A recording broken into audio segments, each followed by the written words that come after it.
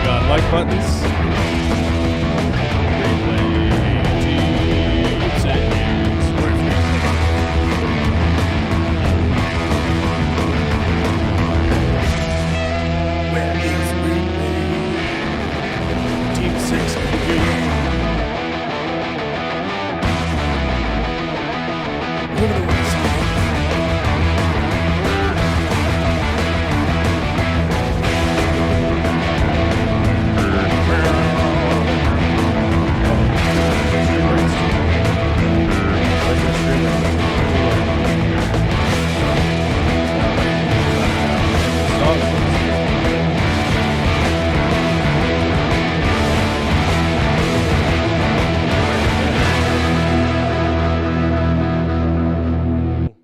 It's the end of that song.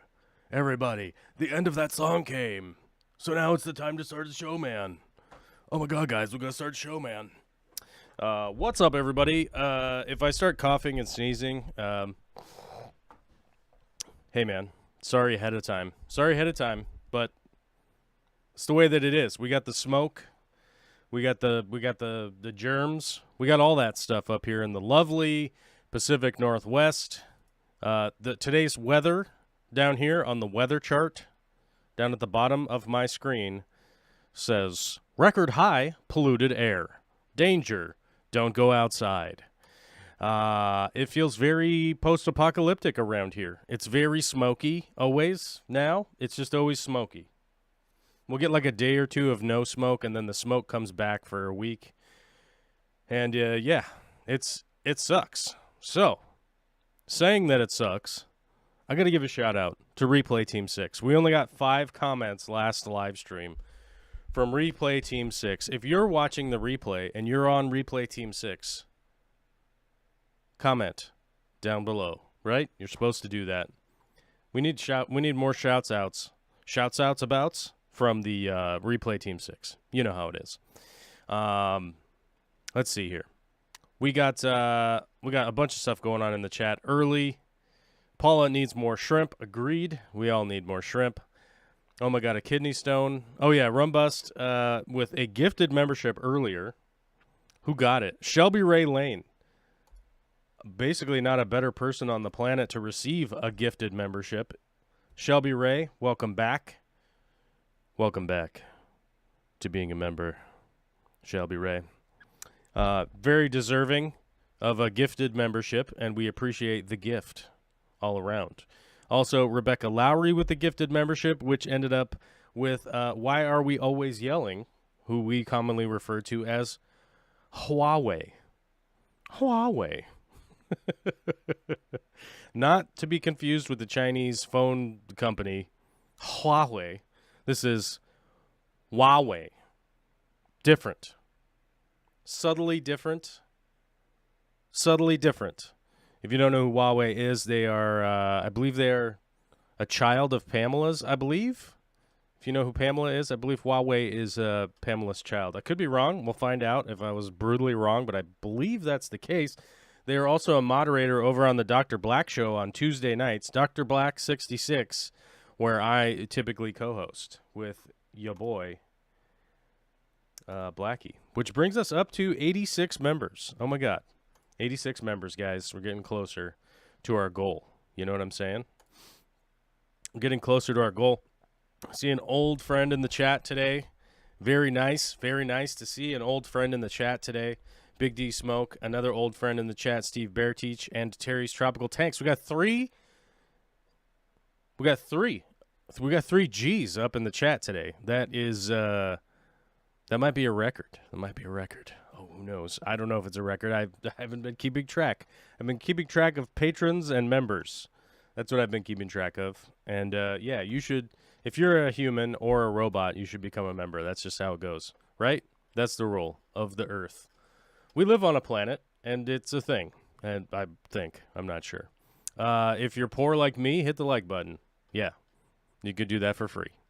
Alyssa is here also, says, talking about the kidney stone. Apparently Rumbus had a kidney stone, which I wish that on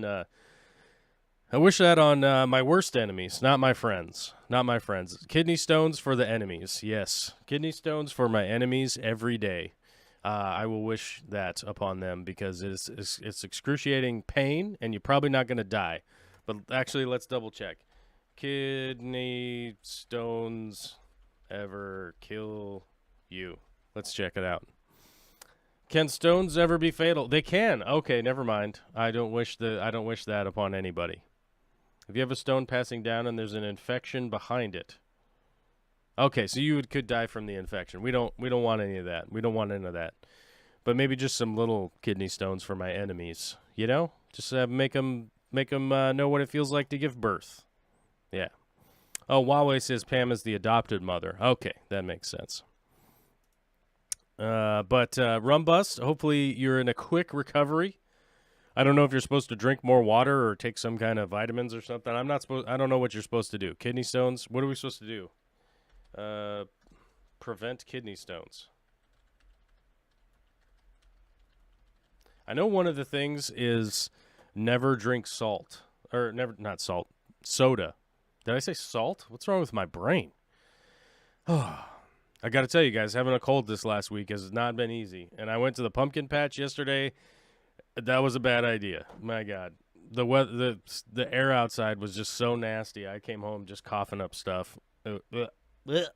And but the daughter and her cousin, they all had a fantastic time. So it was worth it for that. Hopefully I'll recover and I'll be fine and everything will be okay. Drink water, but drinks like tea and coffee also count. Add fresh lemon juice to your water.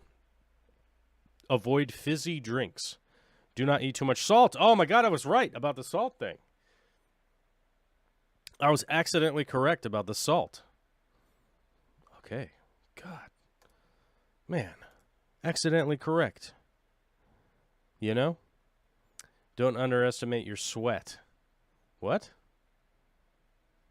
Okay, this is looking like a long article. We're not going to read that during the show today, but regardless, kidney stones are real. Combat them at your behest, right? The likes are insufficient today. The robots will kick us off the internet if we don't get enough likes. It's true. I heard that. Rebecca mentions the weather even. I just saw that comment. This weather has been insane. We're back in another cycle of it making no sense. Record high temperatures, day in and day out. It has not rained in Western Washington this whole month of October. It's the 17th of October, guys, and it hasn't rained yet. It's crazy, dude. It's crazy that it hasn't rained in October. Yeah. And it's always funny when I talk to people. I was talking to a conservative family member who just was like, yeah, climate change isn't real. And I was like, are you not noticing 82 degrees and sunny mid-October and wildfire everywhere? Yeah. Ooh, Big D's got a new bed coming in. Oh my God. I don't think there's anything more luxurious that you can do for yourself, health-wise or life-wise or comfort-wise or just day-to-day, than a new bed. Oh my God. Props, my brother. I hope you do get a new bed. That is like the greatest thing ever. Vicky and I, we had this crappy old bed, and this is like 7 years ago. We had this crappy old bed. It was the worst. And we went halvesies on getting a new one. No, I'm telling the story wrong. I've inverted part of it. We had this crappy old bed, and then a family member had a new mammary foam bed, right? I think it's made out of breast implants, mammary foam, right? I think that's what it is. Anyhow, they had one of those, and we tried sleeping on that, and we didn't. Well, I liked it, but Vicky didn't like it. So we ended up going halvesies on a brand new bed, and I got to tell you, that's one of the nicest things. It's one of the nicest things in the world. Just Bob is here. Oh my God, we have old timers up in the chat today. I feel like we've traveled back in time to a better day with the old timers showing up, like Just Bob. Says a good bed mattress And good shoes. Oh my God, I gotta tell you, I should probably go get those shoes. I'm excited about shoes. It took me a very long time to find a replacement of shoes. Actually, let me just do this first. Let's go 5'10", right? 5'10". Approach shoes. So like when I was a kid, where are they? Let me see if I can find the actual ones. I own a pair of the original 5'10" guide shoes. Yeah, I don't even think these might not even be them. Let me give you guys a inclination as to what I'm looking at. Let me move that stupid box so that I can go over here and push the buttons. The buttons, my guy. This is. I don't like where they put these buttons because every time I open this, I'm a noob style. Okay, there it is. They reconfigured it into this. Let's go smart selection this time because we want to be like in this window area minus the sidebar of blank advertising. There we go. Okay, so let's move it up here so you guys can see what I'm talking about. These shoes right here. Can you see my cursor? I should probably make a bigger cursor one of these days. So these shoes right here. Let me see if I can't. We can't enlarge the image. Nope. When I was a kid, like the all of the legit dudes had those shoes. These ones right here. There they are. These shoes right here. They don't look like much. Let's see if we can open up. Let's hope we don't end up with some kind of whack website. Oh, here's something I can show you guys. When you see these cookie pop-ups, you got to make sure all these cookies are off. You get the least amount of tracking. Now this stuff I can't turn off because it's always active. But then I can confirm my choices, so at the very least I can do that, right? Oh, now our area of windowing is wrong. Watch this. Watch this feature. Can I make it bigger? No, I can't. I tried to. Sorry, guys. Anyhow, these shoes right here. Oh, there we go. Let's just scroll down a little bit. These shoes right here were the best shoes I've ever owned. It took me a million years to actually ever get these shoes. But, you know, like, doing stuff like this now, I'm starting to look more like this guy and less like this lady, right? I'm starting to look more like this dude instead of this lady. I have less of this power in my body. And I always wanted to get these shoes. I got these shoes, and this company sold itself to Adidas. Now, Adidas has redone that shoe into whatever the. Let's go see what the new one is. Let's close this window. Adidas remade them into these shoes. This is their new version, and these suck. These fell apart in like 6 months, 5 months, 4 months, probably 4 months of use. They started to fall apart. This upper part here is like, it gets murdered on my feet. So they fell apart. Water got in them. The worst. But I think I found a replacement shoe for that. And let's see if I can find them first.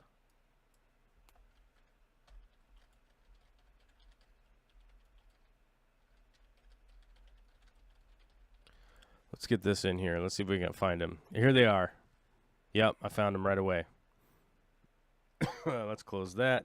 Then we can open this window. These shoes right here. Very excited about these shoes. Worn them a couple times now. Very excited. Very good. Good so far. We'll see how long they last. But yeah, that goes with the good shoes and a good mattress conversation. Boo. Yeah, good shoes and a good mattress are very important. I'm glad Dennis is getting a new mattress. That guy deserves it. Oh my gosh, I'm coughing already.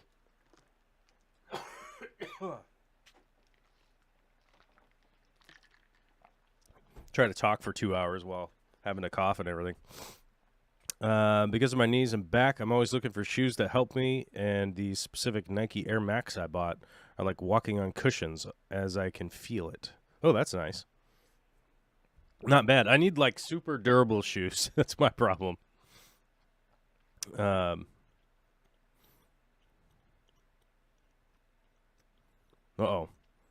Alyssa's running around and doing errands. Oh my god. Lurking. Because of my knees and back, I'm always looking for shoes. Oh, I just already read that like an idiot. I'm going to buy another pair when they go on sale. Good point. Good office chair is also important. That's true. That's true. But you could also do a standing chair or one of those yoga balls or whatever if you really wanted to. Huawei drinks a bottle of fish tank cleaner every month and kidney stone free. That doesn't sound like a good idea. I wouldn't try that.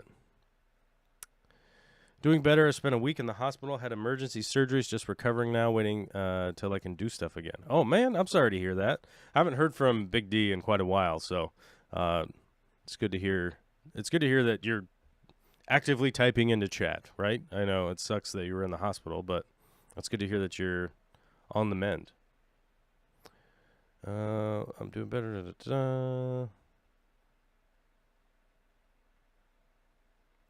Smoke's not so bad here now. It was worse a couple weeks ago. Yeah, it's been bad for weeks up here. The Bolt Creek fire, and then there's 3 other fires now. Bolt Creek fire is off in the distance, and it's 41% contained, and it just keeps burning. And yeah, air quality alert extended for most of Western Washington until Thursday. That's great. Yep, so the hazardous smoke will remain a threat. Yep, it's not good for you, dude. I'll tell you that much. You know, the thing is, like, maybe I should have just worn my respirator like a psycho out at the patch, the pumpkin patch yesterday. Maybe. I don't know. So let's see. The Bolt Creek fire is, I wonder how far away is it? Let's see.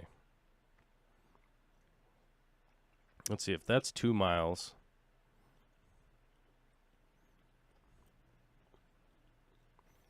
Let's go Google Maps. Google Maps, engage. So let's say I'd want to go to, is that correct? Yeah. We'll say that that's correct. Hey, man, why didn't you give me directions? I want directions.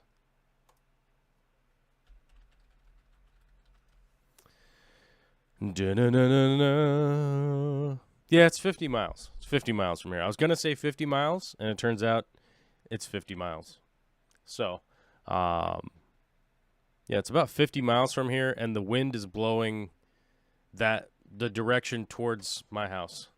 So, it's all blowing down in here into the Puget Sound area. So, it kind of sucks. And then there's a fire up at Irving Peak.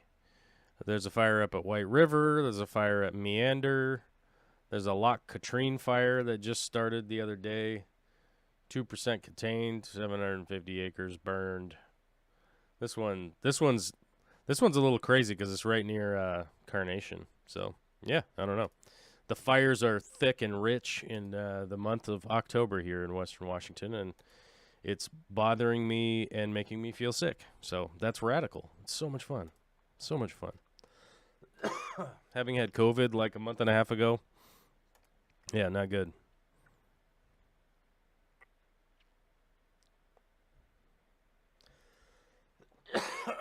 Excuse me. Oh, Big D is down from 288 to 263, and we get down to 235. That's a reasonable goal. You're pretty tall. You're a tall, big frame dude, so 235 would probably be really good.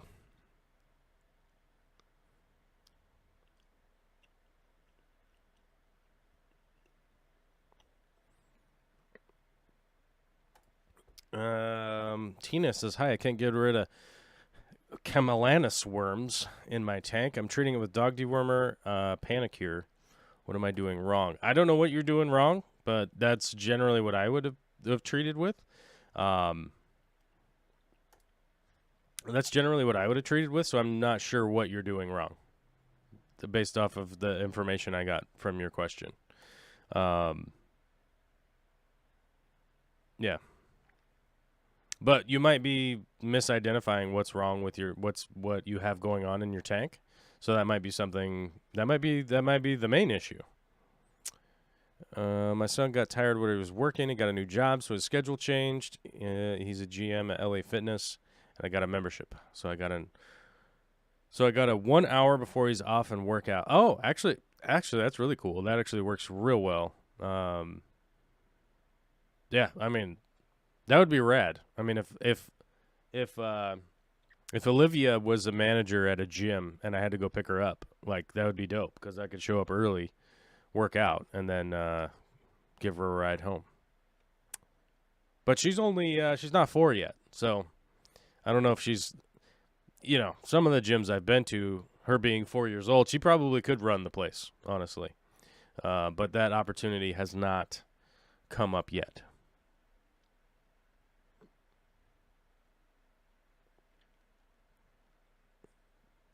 It don't pay to get old. Well, it doesn't pay if you miss a day, right? You know what I'm saying? So you might as well get old. Sleeping in my recliner since I had my knee replacement surgery in February. Not the best for my back. Yeah, I mean, an old bed is just like terrible for you. Definitely sleeping in a recliner is not that great, but like a broken bad bed is always going to be bad news for your body or your well-being. Bentley's here. Hey, now that I'm more settled in, how's the new place? The big tank's back up. Big tanks are not back up yet. But the new place, we like it here. It's a nice house. I'm building a new fish room still. Sort of similar to what Bentley wanted to do in his garage, which was build a fish room in a garage. That's basically what I'm doing here. But I need to finish separating one side of the garage and the other side of the garage and all that. And working on that has been spotty at best. I'll fit another couple hours in today, doing some framing, and I got to pull some electrical and all that, but it's piecemeal for right now. The old tank stands that I had built, I gave those away in Tacoma before I moved up here. I just gifted those out to whoever in the neighborhood came first. I don't even know who it was. It was just like, who needs some, I don't even know. Yeah, it was just like, who needs these? And so sent them out. People came and got them. I don't even think I shook anybody's hand on that deal. They just came and got them and took off. So I got rid of those under the anticipation that I was going to A, build new ones, B, make a change with some of the stuff up here, obviously, from the different basically I want to make a change with some of the stands. Now, one of the first things I'm gonna be doing is I hired Jason. What's Jason's company? What's Jason's company name? Let me see. Oh, I'm forgetting what his. Hold on. Probably have to. Oh, Livingston. What is it? Livingston Designs or Metal Design? I forget. But we'll be making a video about it. I got progress report the other day. He's actually making some metal stands. I want some metal sort of permanent stands built, and it was going to cost the same amount of money for him to do them. Not Clear Fabrications, no. Different Jason. More than one person named Jason. So Jason is the guy who makes the fish signs. If you guys have seen the LED light up fish signs, like at the co-op, and like Zenzo has one, the co-op has one, I have one. I don't know who else has one. Let me find his Instagram. Oh my god. Hold on, let me drink some water while I find his Instagram. Find his Instagram page. Oh my god, I have a message on Instagram. I wonder if it's wonder who it is. Oh, okay. It's not a weird message. It's a normal message. Let's go look up. We need the little this thing. Hello. Hello, webpage. Do you work? Okay, search.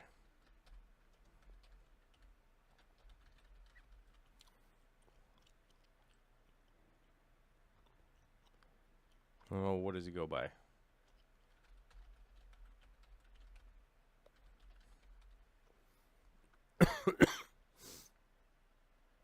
I think this is the right one. I think this is the right page. Yes, sirree, Bob. It is. Where's the share?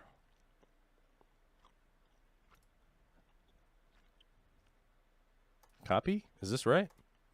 I don't know. Let's see if this is the right code. I'll put it in the chat. Paste. Where's the paste? Oh my god, that's gigantic. We don't want any of that. Oh my god, it's 78,000 long. Okay, let's not copy that anymore. Okay, let's go like this. Let's copy this, and then hopefully you guys will be able to check out his Instagram page. Paste. This guy. Jason Livingston at Livingston Custom Fab. He is making some stuff. He's making some stands for me. So, very cool. He makes very cool stuff, and you can order signs from him and stuff. I have a Celestial Pearl Danio sign from him, which I had intended to put on the wall back here, but then I realized I'm only temporarily in this office space, so I don't want to jab a bunch of holes. And the walls here are wood, if you can't see. So really patching wood is kind of a... Patching holes in wood is sort of a nightmarish idea that at best it's temporary, right? So I didn't want to make a bunch of holes in these walls and hang up a bunch of stuff and then go like, oh, I'm going to take it down a month later, right? Yeah. So basically one of the things that that sort of had to do with the decision making behind that was I basically if I bought lumber and plywood and fancy plywood and stuff to make new stands, it was basically going to cost like less than having the stands made out of steel, but I was going to have to spend a bunch of time on it, and when you kind of like combine those two things, it was really going to end up costing more, right? So like let's say it took 10 hours of my time. It went over the price of having Jason make the stands for me. Plus, I get to give him some money for making a thing that I need or want or need. Want. So I feel like that's two hands coming together and doing a little Scooby-Doo dance with your hands. I don't know what that means, but you guys know what I'm saying. It's one hand washing the other, right? Two hands soaping up in a sink, and thusly removing bacteria via water tension and soap, rinsing it down the drain. You know what I'm talking about. So I feel like we get two birds stoned. We get to make a YouTube video about it. We get to promote his business a little bit. So all very cool things. Plus, I can do some modifications to these stands that will be a good YouTube video for people of like, oh, here's a thing that you could DIY yourself if you happen to have a metal stand or something and you want to put wood around it or blah, blah, blah. There's a bunch of things I could do with it. And they're just going to last forever. So I spent a lot of money on those acrylic tanks from the other Jason at Clear Fabrications to make those acrylic tanks a long time ago, 3-4 years ago, whenever that was. And it helped contribute to his business of making the aquariums. But the short part of that story is I'm going to have those aquariums probably the rest of my life. I'm probably not ever going to sell them or get rid of them or whatever. So I thought, well, I should probably get a stand built that is really a sort of a permanent situation, right? And to give you an idea, let me go open the original, and then I can download this. Save image as. And then we could close. I don't know what window I just closed, but it's not the live stream, so we're fine. I don't know what window I closed, but I can bring this in and show you guys sort of a work in progress picture here. I swear every time. Oh, they keep moving these buttons on me, and I feel like a dum-dum every time I open up that new control panel down there. I'm sure eventually I'll just know where those buttons are, but this is the current like up-to-date, like what's up with the tank stands. So all very good. All very good. This is exactly what we talked about. It's he's making them exactly how I wanted them. So it's going to be great. And we're all going to love it, and we're all going to be very excited, right? Right. So, very good stuff. Legion Aquatics says, who are we talking about? We're talking about Jason from Livingston Custom Fab, which I posted up in the chat, his Instagram page, if you guys want to go look at that. And like I said, I own one of the fish light-up signs from him, which I bought. I bought mine. I don't know if anybody else bought theirs, but I paid because I was like, dude, that's dope.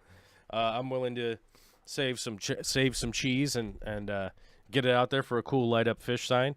And as far as I know, you guys can contact him and ask him about making fish signs if you want. If you want to light him up fish sign, he has a bunch of designs that he's worked on, and also, cool dude. Very tall. So if you're expecting a very short guy to show up, you'd be wrong.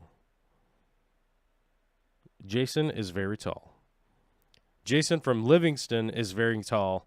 Jason from Clear Fabrications is very short. There's no in between. I guess I'm in between. I would be in between those two as far as height goes.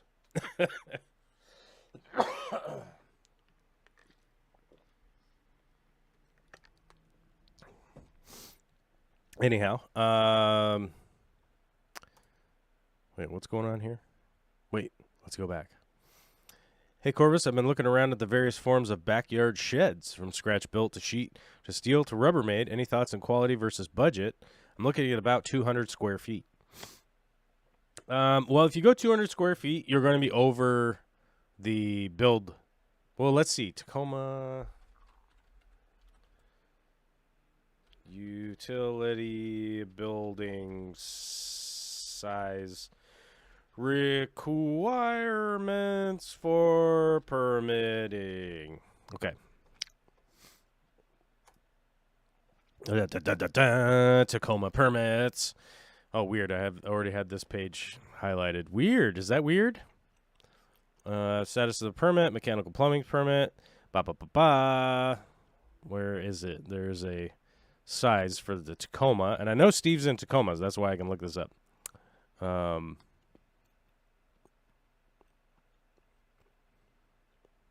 My property lines, dispute between the neighbors.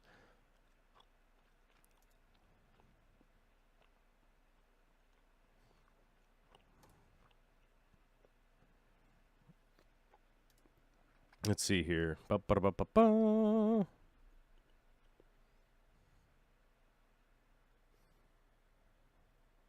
Where is it? There's the size of building. I'm in land use zoning. Oh my god, what am I doing? Oh my god, what am I doing? Building code, here it is.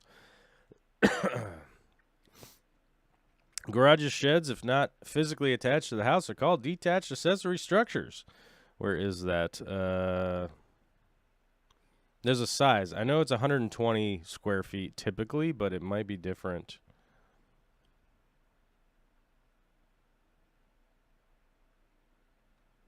Okay, hold on a second.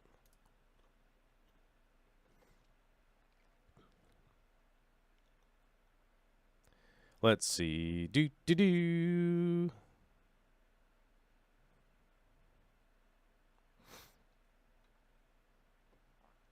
Oh, wait, here. Is this it? Tip sheet for standards on size. There it is.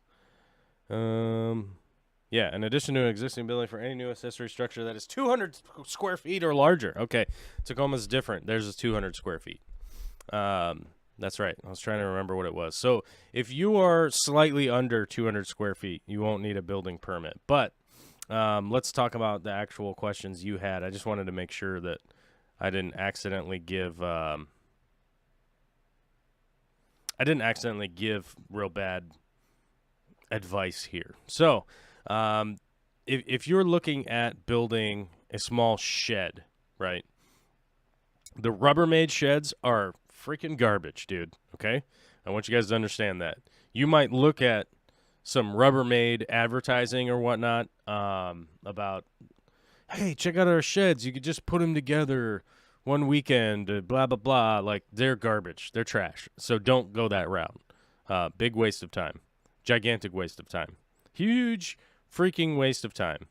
So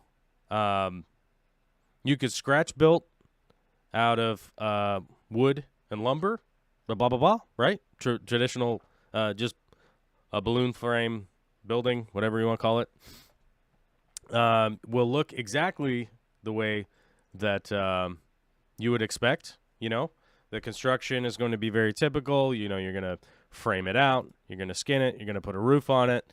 You're going to do all that stuff, blah, blah, blah. It's going to look like how it looks.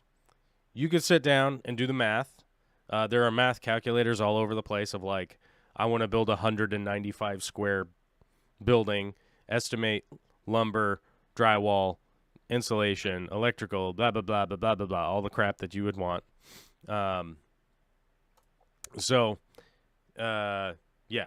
that is, you could go and look up how much that's going to be. A steel frame building, like let's say you're just going to do you want about 200 square feet for storage and stuff like that. A steel frame building is by far and away going to be the best thing that you could do, because what you'd want to do is put down a concrete slab.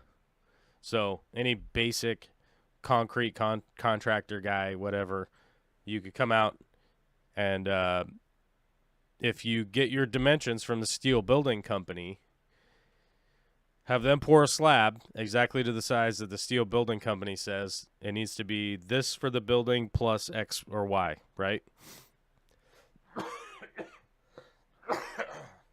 And I will say, almost every concrete guy loves coming out to do small 10 by 18 or 12 by 16 slabs. They love doing that. That's their bread and butter. They love doing that stuff. It's their favorite thing to do. They will come out and do that. Generally, no problem. Obviously, that's going to cost some money. And then the building itself is going to cost some money. But most of those steel buildings, if it's accessible to the company that drops those off will assemble them also. So they'll generally hire a subcontractor in the area. They will show up with the thing, like flat packed on a truck, drive up, offload it, build it in the spot where you have designated for them to build it. And that's really the thing, is that like, oh, I've got the concrete slab done. I've ordered the steel building. The steel building is coming. It'll be here on February 23rd, or I don't know, whatever the date is. It generally shows up on that day, goes up in that day, and is generally watertight that day, right? With a building that small, I would say it's a one-day assembly. Really big, 2-story, all that kind of stuff. You're going to look at like a lot bigger schedule for building and stuff. But that's the real big upside with a steel building is like it's probably going to last 20 years without even really having to worry about it too much. It's going to go up in one day. You know how much it costs. There's really no overruns in the cost because they send all the parts with it, right? So you get all the parts are there, and they don't run over because, it's not like, oh, we got a bunch of lumber that's weird, or, it turns out we need different insulation or this or that or the other thing. Like, you just don't need any of that stuff because it comes with all the parts. So that's definitely one of the upsides, too. So that's where I would go is get a concrete slab poured, get that done, order the slab to fit whatever building you can order, and have them come, show up, and put it together on the same day. Hold on. I got to blow my nose. Hold on.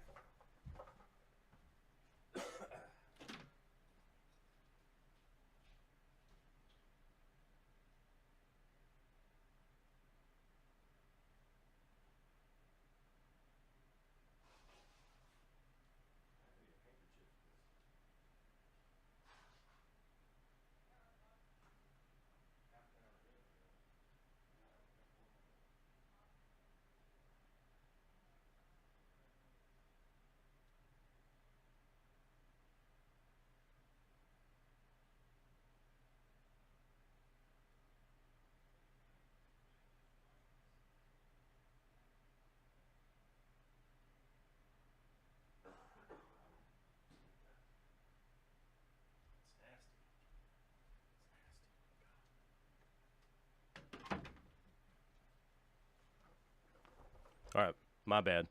Did you guys look at the little lady's teepee over there? My little lady's teepee chilling in the back. See that? She's got her little teepee with a pink fur around it. I don't think that pink fur is natural. Oh, there we go. Huawei is actually talking about the teepee. There we go.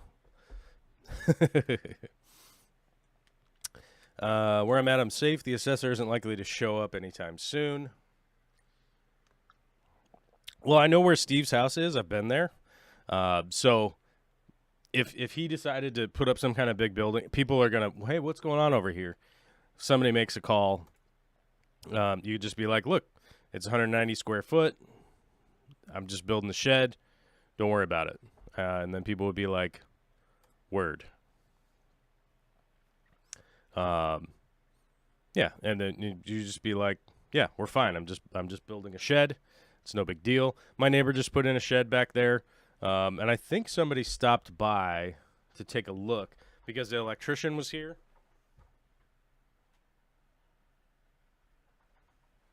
And they were like, hey, what was going on? And they were like, yeah, we just put in this shed. And they were like, okay, cool, see you later.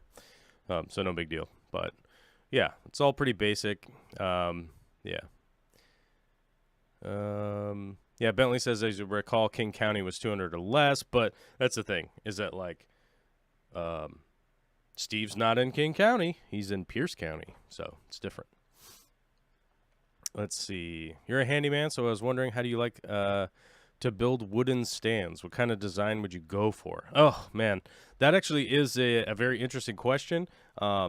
So I've built a lot of different stands. I would say that the best thing to do is to build a cube and skin it with plywood. That's going to be your best bet. That's almost the easiest thing to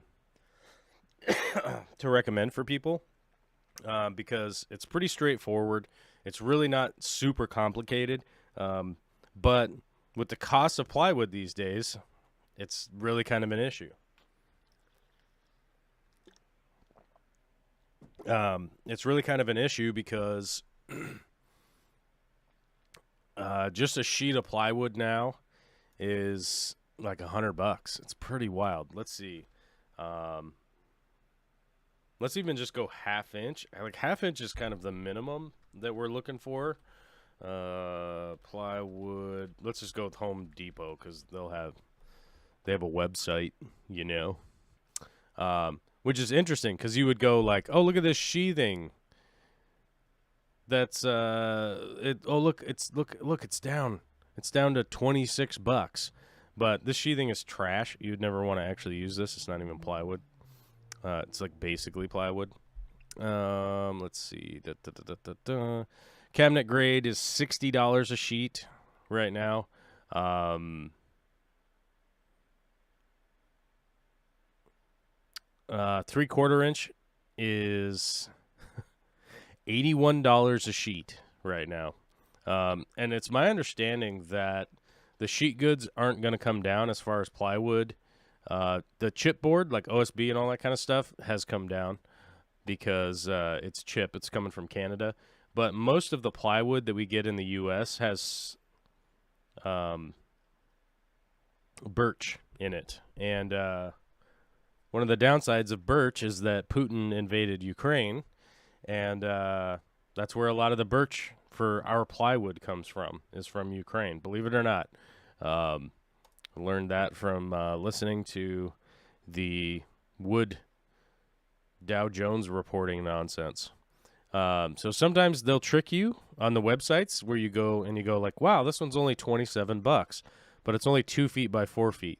So that is not a standard size. We need the actual 4 foot by 8 foot sheets. Yeah, $76. Let's go down. That's 2 feet. That's 2 feet. All this stuff is all 2 feet. It's weird, like internet order off the internet stuff.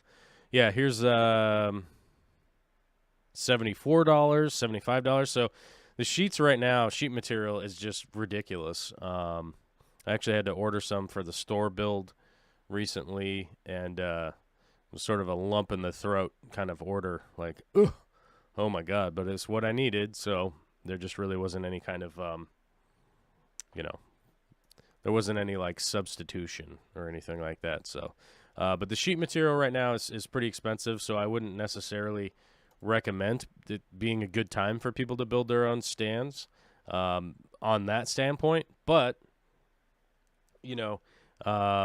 typically my advice is to build your own stand for multiple reasons. One, you can learn how to do it, and learning how to do something is always better than having no knowledge, regardless of what it is. You could put anything on that list, and I would be like, it's better to know about it than not know about it. So learning stuff about how to build things is going to be important for any adult in this world.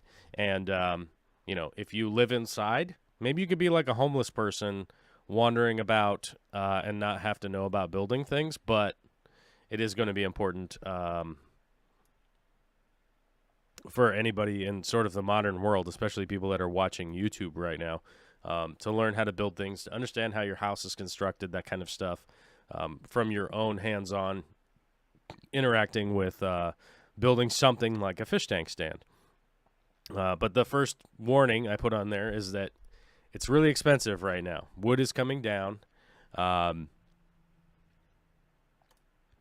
Wood is coming down, but that's sort of a unknown question mark right now. Yeah.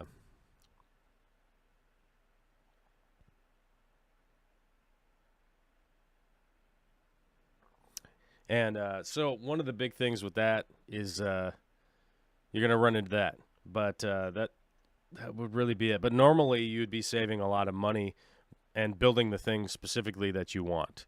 But I have noticed over the last couple years that, like, there are places like, PetSmart, Petco, and that kind of thing that have, like, they have, like, a big sale on fish tank stands. So here's one of the issues that you start to run into. Okay, so, like, here, let's look at this. Hold on, let me get, as soon as this, I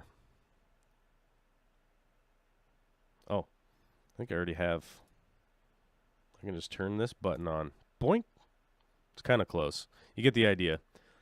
This is the Imagitarium Preferred Winston tank stand for 29-gallon aquariums. So this being a 29-gallon aquarium, it's $119, right? Oh my God, did my phone just start playing? I did. Okay. Stop doing that. My phone just randomly started playing. That was weird. Anyhow, so this Imagitarium stand, right? Like it has some features in it that would be pretty difficult for the average person, like making cabinet doors, putting the hinges on, putting the hardware on the door, putting the magnets on the door, all that kind of crap. And that's all going to cost you money if you're building it yourself. So if this is something that you're looking for like this, you could beat your head into the wall building it yourself, and it's going to cost more than this $112 plus whatever your tax is wherever you are, right? So that's going to be a big issue for the average person, is that like, well, I'm not saving a lot of money by building my own, right? Let's see. So it really kind of depends on your use case scenario when you want to sit down and go like, do I want to make my own thing? But like I said from the first part, learning about how to build stuff, how things are, it's probably going to be really good for you to learn that kind of stuff. Now, if you're trying to build a rack for 20 different tanks, you're probably going to have to build that yourself because there's really nowhere to buy it. There's really nowhere to like buy it from. So wherever you're going to go and be like, well, I want to put 10 tanks up on this thing. So you are going to have to build it yourself, right? But if you're talking about just a simple stand with some doors on it and whatnot, I probably would just tell the average person like, hey, just go buy a stand. If you want one tank, then just go for that. Or like Rebecca says, adapt old furniture, chest of drawers, sideboards, coffee tables. The solid old furniture that you're going to find at like secondhand stores, places like that, like Goodwill, Value Village, those kinds of places. You're definitely going to be able to go and find some old furniture that you might be able to just reuse. But you want to make sure that it's sturdy enough to handle the weight of a fish tank. That's going to be one of the big deals. Excuse me. I think my cough's coming back.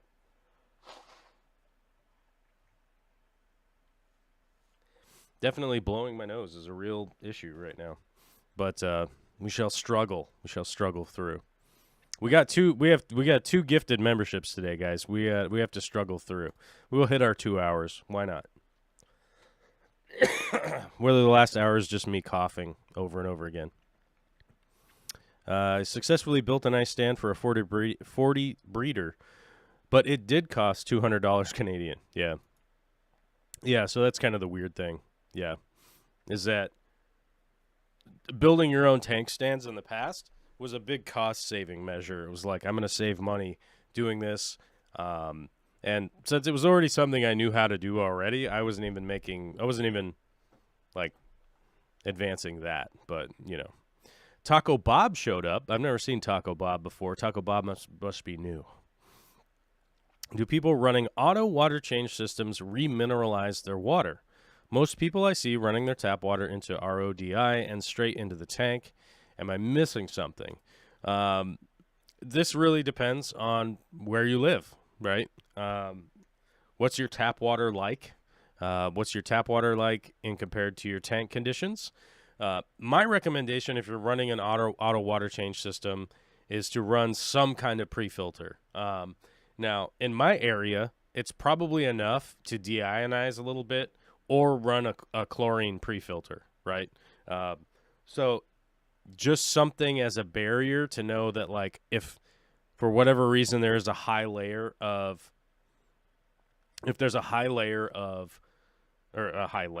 amount of chlorine, probably from the water treatment plant or whatnot, that something would be a barrier in between that and your fish tank. We did have it happen here once with a big a pleco breeder that had auto water changing, did all these water changes, noticed his fish were kind of freaking out. It looked like they had ammonia poisoning. You know, they had kind of red gills gasping kind of up a little bit. And And so he was like, oh, crap. And he triggered and did extra water changes. And he was doing extra water changes. Well, it turned out the water plant had upped their amount of chlorine by 28 times the normal amount, which actually is still below the sending out an alert because that wouldn't harm people.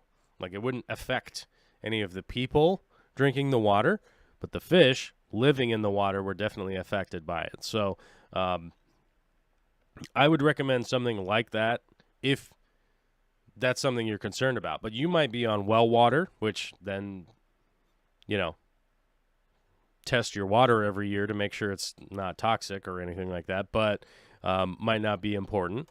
Having an RODI system in the way going into your tanks will require some kind of remineralizing, yes.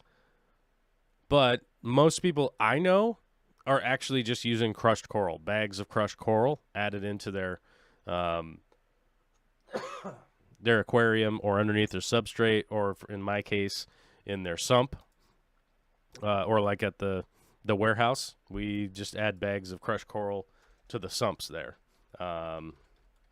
which of course you can find that over at aquariumcoop.com if you like, or if you don't like it, we can. Wow, what did Amazon just do? Amazon just freaked out. I was trying to find my crushed coral link. God. I feel like talking, my cough is getting worse. So, something basic like this. What is Amazon doing right now? I run all my stuff through so many VPNs it like freaks out Amazon sometimes. But a bag of crushed coral like this is a super basic purchase. We are, by the way, we're an Amazon affiliate, so if you buy a bunch of stuff from Amazon, go through our affiliate links. And it gives us a, what do you call it? A commish, bruh. We get a commission. It's not a lot, but it helps your boy out. I'm not saying that you have to buy things at Amazon, but if you are gonna go buy things at Amazon, go through our affiliate link and help a brother out. But there's the bags also. So that's basically how we remineralize pretty regularly, because we're adding fertilizer and whatnot, which is going to be, the complex micronutrients, macronutrients, plus we're feeding, plus we got fish waste, plus we got waste from messing around with plants, new plants coming in, old plants going out, blah, blah, blah, all that kind of stuff is regularly going on. So that's how we remineralize, is just some crushed coral down in the sumps, and it helps bring our hardness back. My water out here is really close to RODI water out of the tap. So I'm very used to having water being really soft. I have like super soft water that doesn't have a lot of minerals in it, because our watershed comes from glacial melt. Well, not glacial melt, but snow melt up in the mountains. So there's not a whole lot to it.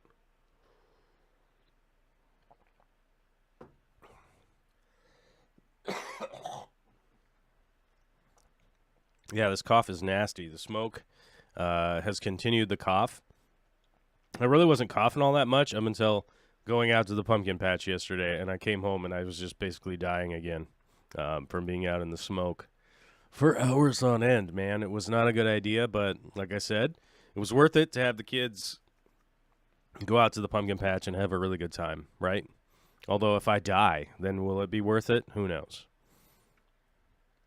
Or we could talk about shrimp and plants at some point, or not. As Rebecca says, I don't know. What's going on? Adaptable furniture. I mean, I put it in the title, and we probably should talk about plants and shrimp. Why are they the best? Well, here's the reality. They are the best because they are existing at the top of the aquarium pyramid, right? The plants and shrimp are right up there at the top of the pyramid. No. I feel, personally, to me, it is an opinion that plants and shrimp are at the top. That's why they are the best. And that's just my opinion. And my opinion is worth about whatever I can fit in between these two fingers right here. It's not much. It's not much, but it applies to me. It's an inside thought. It's an inside thought that I verbalize out to other people that, boy, these are my favorite things in the hobby. Now, first and foremost, I'm a huge fan of agriculture. I hope you guys know that. I spent probably,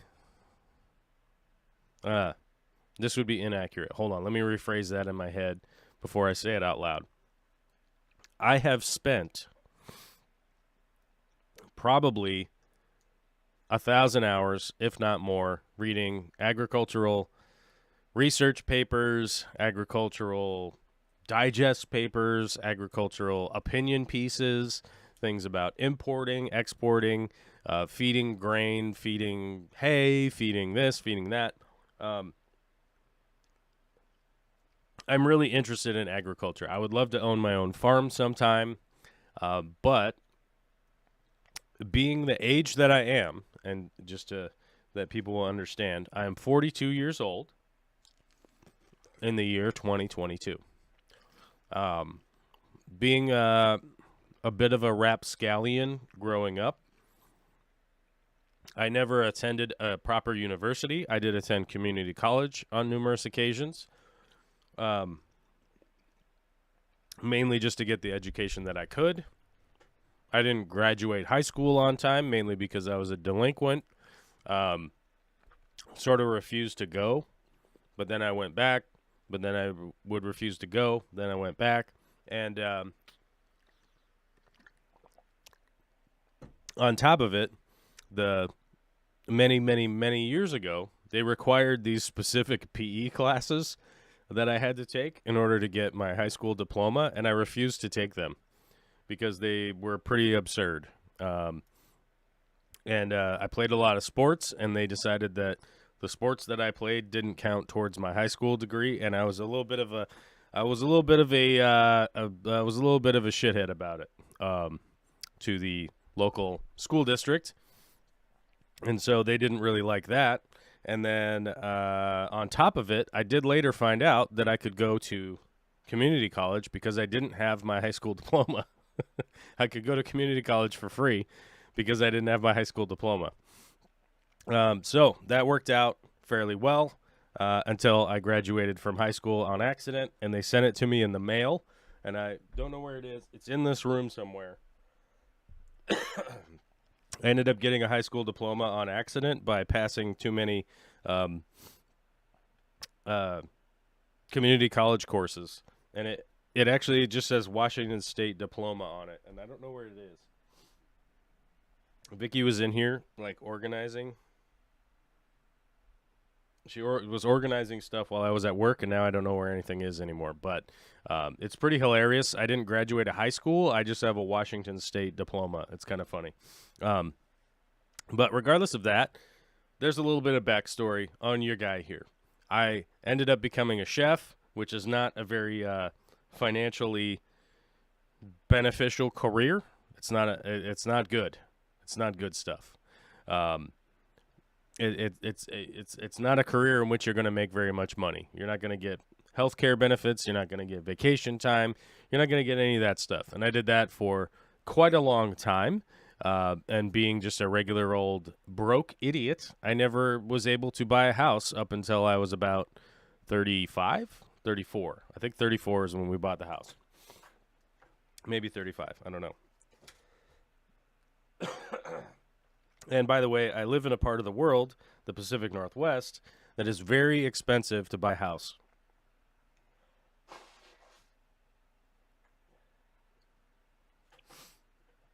You know, being somebody that never had the ability to buy a house, have my own space, any of that kind of stuff, I was always living in rentals, blah, blah, blah. And didn't own anything to do my own kind of projects. Nowadays, I own some things to do my own kind of projects. But what spurred me to continue into this hobby, which is probably 15 years ago, was living in a apartment, a very depressing apartment that had no life in it.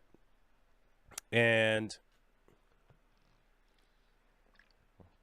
me and my buddy who lived with me, we were got fixated on aquariums. Now, one of the stipulations of living there was they said you can have an aquarium as long as it is under 30 gallons. Like 30 gallons was the maximum size of an aquarium that you could have. So we had about 30, 20-gallon aquariums, right? And it was funny because we got an inspection once, like a walkthrough from the apartment manager, and they were like, "Oh my God, what are all these aquariums?" I said, "Well, it says in the lease they got to be under 30 gallons. These are all under 30 gallons." And they're like, "Well, that's true. So, okay." Anyhow, well, if you have a bunch of nano tanks, you can't have a bunch of fish, right? Sure, 15 years later, there are a bunch of nano fish available for the average person to buy, but they're really not that available back then, A, and then B, even if you did have some nano fish, they're going to start breeding, and you're going to start needing to get more tanks and stuff. So at the time I said, well, what's the most difficult thing I could get involved in? Well, I started to get involved in really high-end shrimp, and I started breeding high-end shrimp like crazy, which itself started to fuel the hobby for me because I could sell the shrimp and buy aquarium stuff. So I would sell shrimp, I would buy another aquarium with I sold this shrimp money, right? And I just got fixated on freshwater shrimp. Freshwater shrimp, all the varietals, from Sulawesi to crystal to cherry shrimp to whatever you want. Caridinus, all that kind of stuff. Caridinus, Neocaridinus, what's up with these? Where did they come from? Who bred these? How did they breed these? Why did this even happen? Then the plant fixation continued.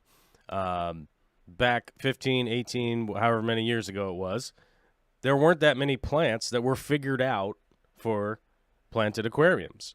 They were stuff constantly coming in and out of the hobby that were like, maybe this will grow underwater.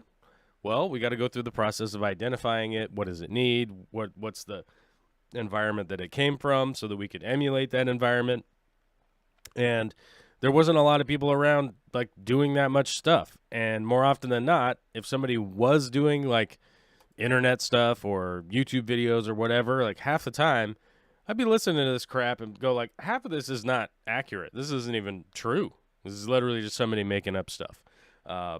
And people back then were using kitty litter for substrate. They were using Turface for substrate, which I did a bunch of tanks with Turface to see how well that worked.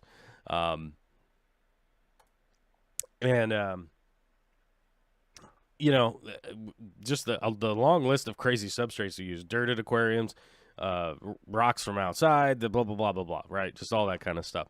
And the reality was I only wanted to know about substrates because I wanted to grow plants. I wanted to grow difficult to grow plants. I wanted to do CO2 injection.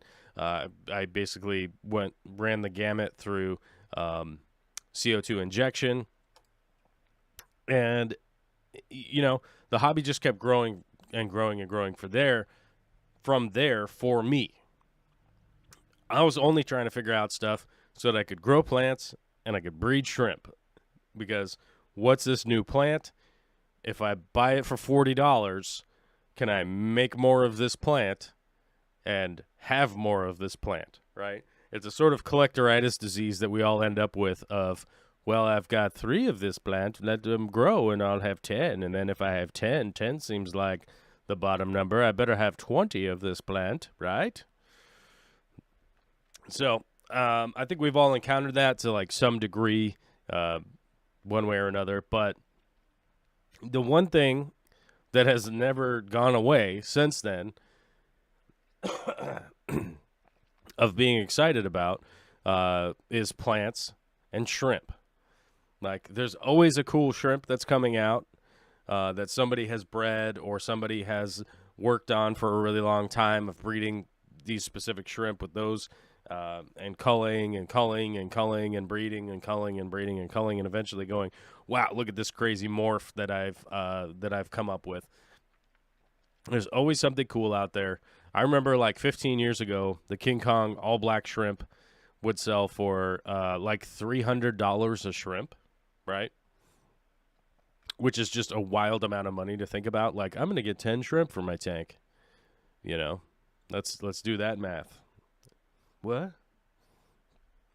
Wait, what? Yeah. Huawei says I'm a bad boy. I've seen the videos with the mohawk. Oh, yeah. I might bring back the mohawk. I don't know. I was thinking about it the other day. I spent many years with a mohawk, and less people talk to me on a daily basis when I had a mohawk. Right? More less random people talk to me. And snails and duckweed because they never go away. It's true. Duckweed really doesn't ever go away. I actually moved a pond the other day that had been sitting for dry for like 3 weeks, and it still had duckweed in it.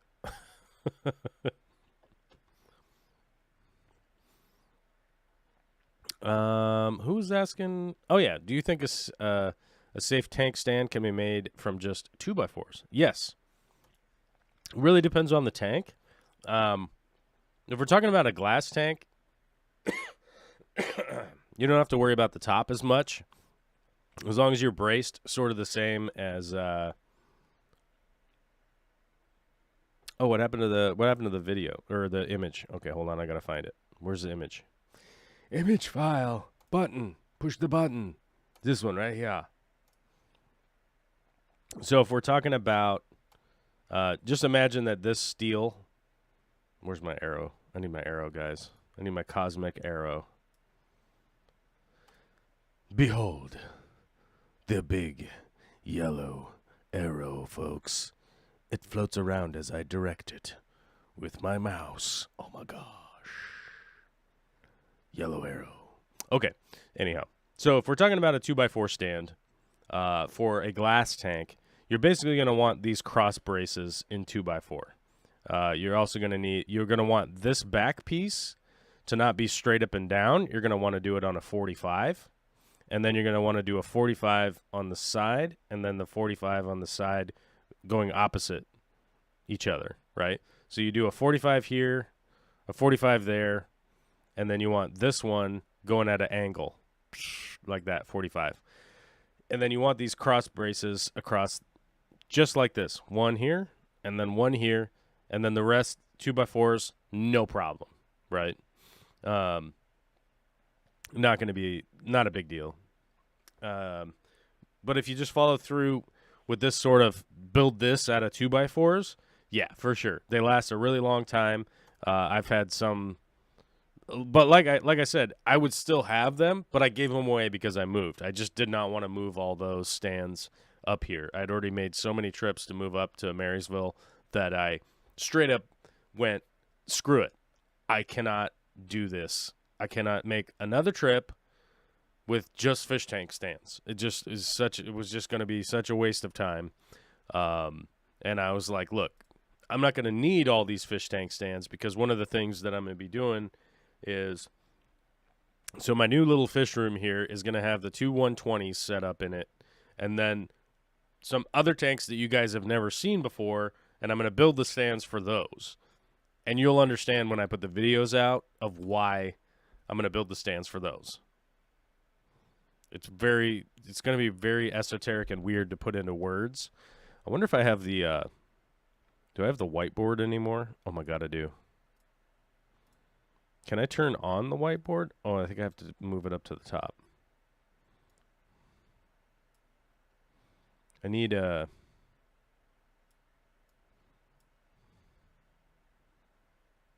let's see. So if I turn on the whiteboard, I can draw, but that's just on my face, right? Clear whiteboard. So I think what we would need,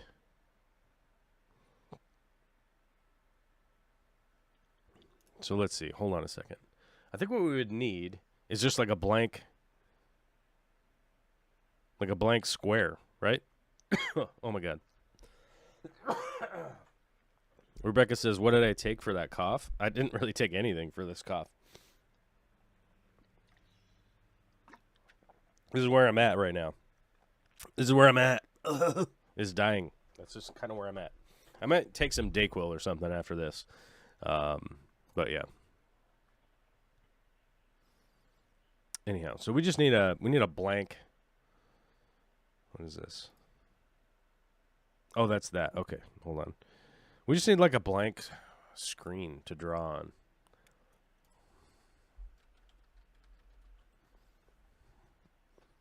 Wait, we'll just go like this. Watch. Oh, we don't. What? We don't want that. We want this. No, this. Let's see. Oh my God. Oh, don't do that. Okay, here we go. Wait. Ah. Is this an image? Can I just open the image? Save image as. Save. There we go. Somebody's going to copyright. Somebody's going to copyright strike me. You guys, for using this. The whiteboard space. There we go. We got a little border on it and everything. So then we go like this. We turn on the whiteboard. Okay. Boom. And now I forget why we had to get the whiteboard out. I don't remember why now. Let's see. Let's go back to our chat, Rooney, and read what inspired even looking up the whiteboard. I know a really good recipe for NyQuil chicken. Oh my God. I would not recommend doing that. But remember, guys, gift memberships today. It's very important. It brings people back to the channel like Snoochie Booch. Snoochie Booch was missing for a while, but Snoochie Booch came back. I think. I don't know. Don't mark my words for it.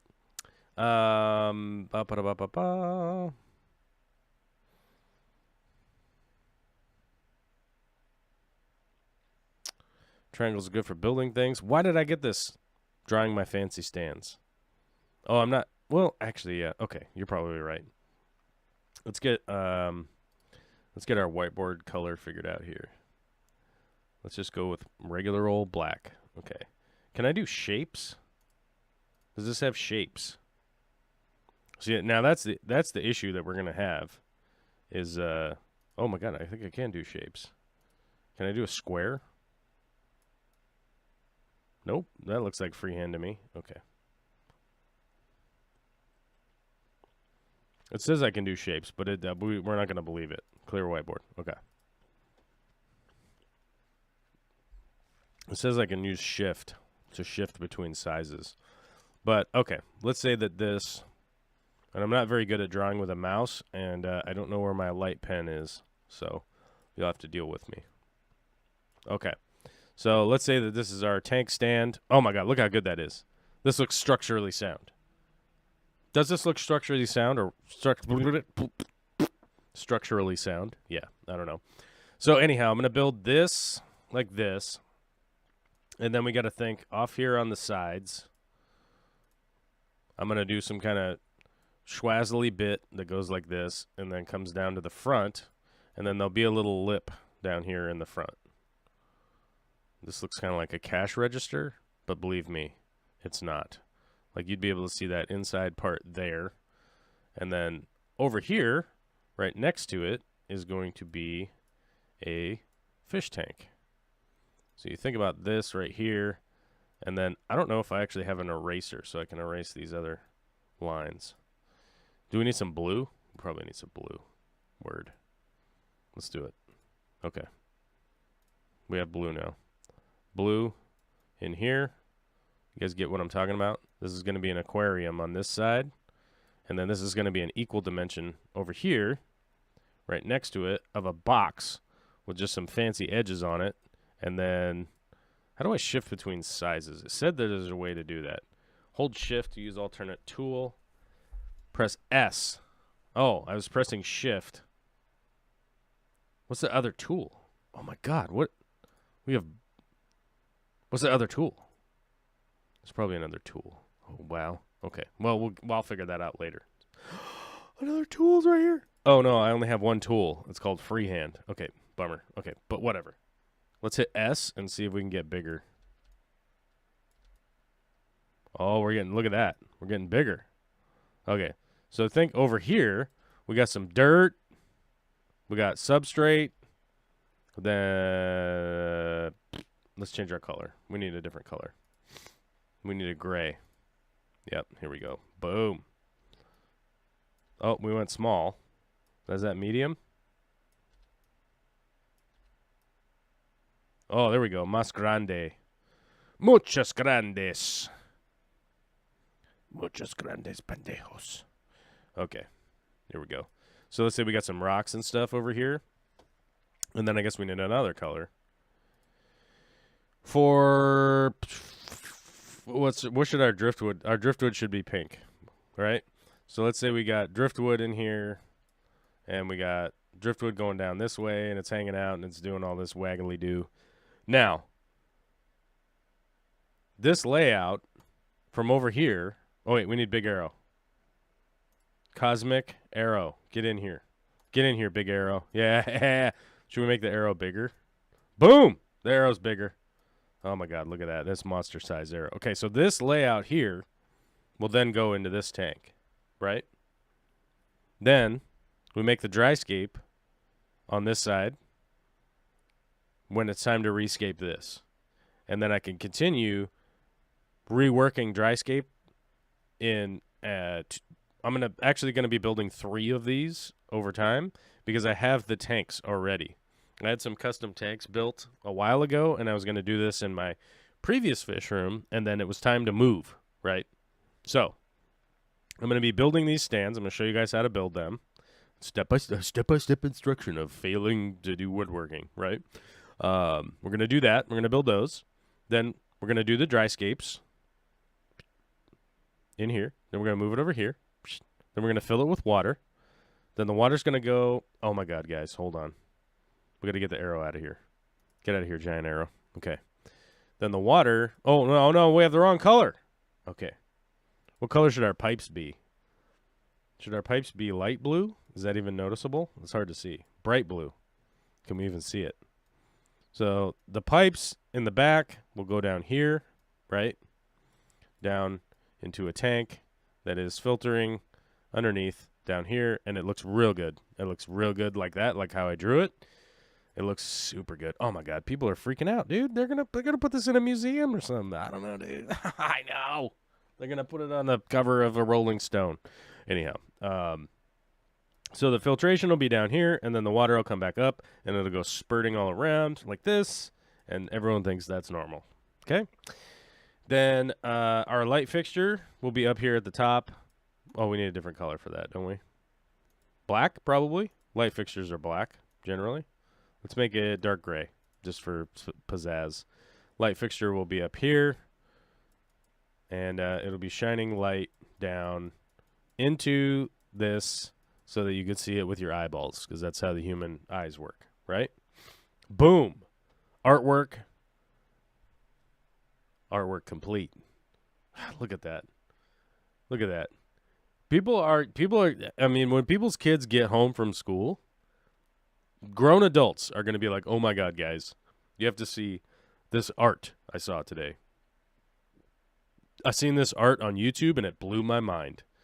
It blew my mind. Blood came out of my ears, right? It's gonna be crazy. People are going to freak out, dude. They're going to love it. Okay, let's clear this off. And should we shrink this son of a gun down? I'm going to keep the whiteboard up here, just in case you guys get out of hand. In case you guys get out of hand, I'm going to keep the whiteboard. I'm going to keep the whiteboard real small, though. Can I type into the whiteboard? That's what we got to know. Color, layout, effects, filters, transition, masking, color. No. Can I type? No, I don't have that. I don't have that feature. I can't type on the whiteboard. So if I got to put secret messages up here, I'll have to handwrite them. Okay, guys? So we'll just stay cool with that for now. And we'll go check on the big arrow. Okay, the big arrow's good. The big arrow's still doing good. Okay, good. Whew. Yeah, NFT worth billions? Yeah, I know, dudes. Sometimes we just have to man up and erase the whiteboard. Let's hope Olivia is better at staying between the lines. Absolutely not. I will not train my daughter to stay between the lines. She can be, although I misspoke, okay?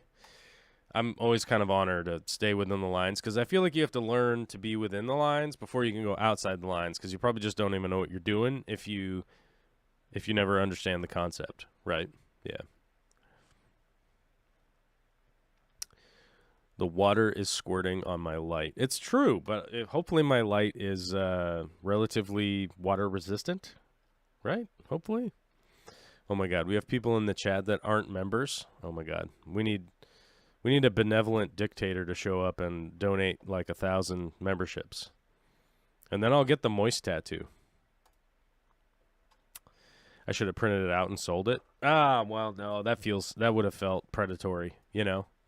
I feel like people becoming members, there's an actual value. That picture had no value, actually. So, yeah.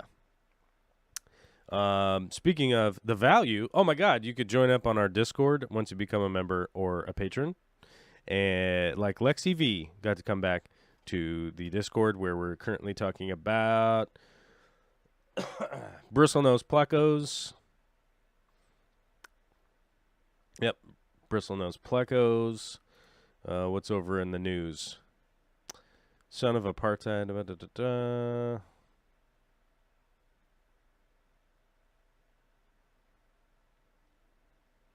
Oh, yeah. Elon Musk sucks. That's basically what that is.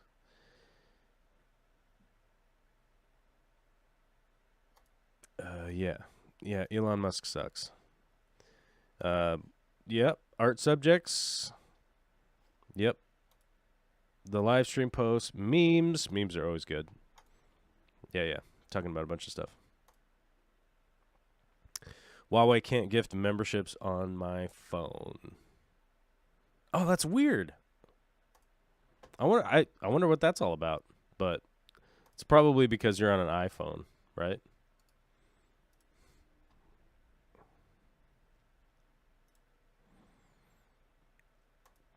They do make the turtle lights that are more waterproof. Ooh, that's true. That's true. Yeah, I've used turtle lights in the past. Generally not as good for growing plants, but they are pretty waterproof, generally speaking, yeah. Let's see. Let's scroll through the chat and see if we have forgotten anything.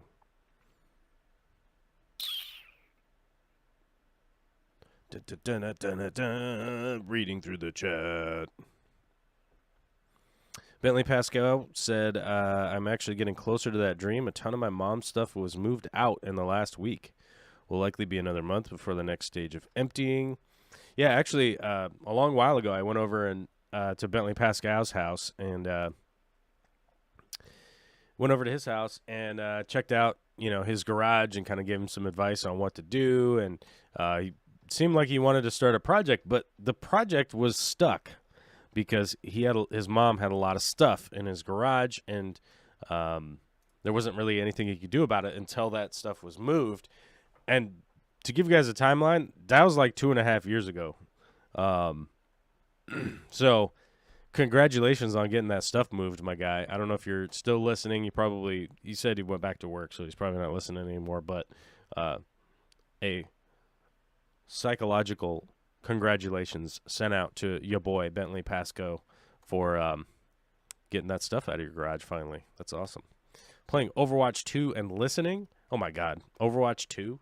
I don't think I've ever played Overwatch 2. I'm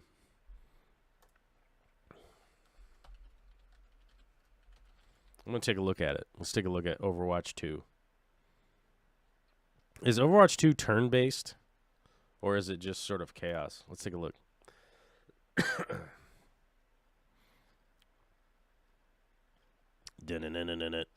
Can we even look at this? I'll probably get... We're in this together. All of us. Let's go smash some heads! Impressive. I like how from the previews of their own video game, it doesn't even really show you what the video game The world. like. Oh, okay, so it's a free-for-all. So you're sort of free-for-all. This is... Okay.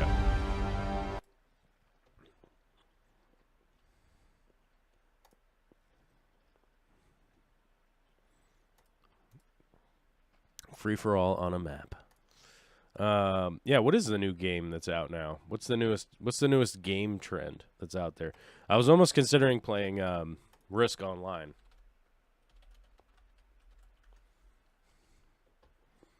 The world of global domination. Or the game of global domination. I was considering playing this online for a while. Because for some reason it popped up on my what do you call it? On my feed on YouTube.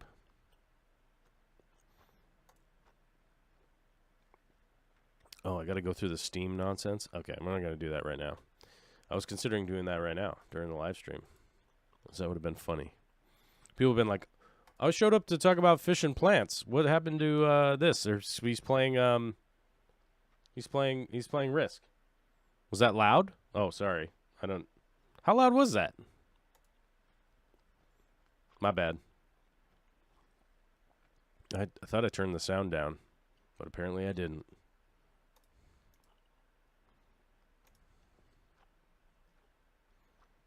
Dun-dun-dun.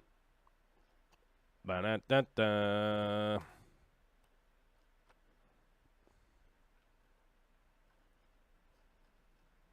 I don't know. I'm considering it, though. I'm considering playing Risk because it might be fun. Because it seems like the matches on there are obviously determinate to, like, you start and you end. So that might be fun. Have you played Subnautica? I don't know. I don't think so. Subnautica.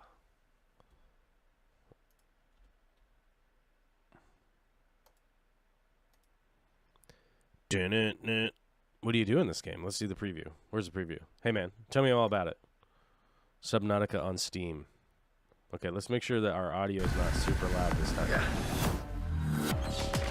Is that super loud on your guys' end? It looks like my voice is louder than this.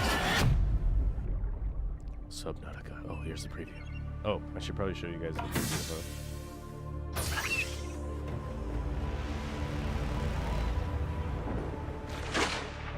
This PDA has rebooted with one directive: to keep you alive. There it is.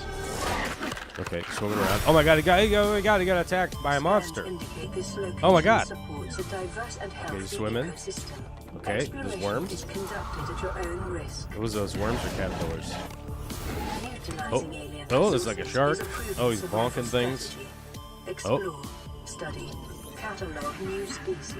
Oh, do you just catalog everything and then make some farms and then swim around and try not to get attacked by monsters? Okay, he's building a base. Okay, I like building bases. Let's be honest here. I like building bases. Oh, look at all these quotes from all these very important people. Hold on a second. Let's take a note. Let's take a note of "It's a fantastic game full of possibilities" from Eat My Diction.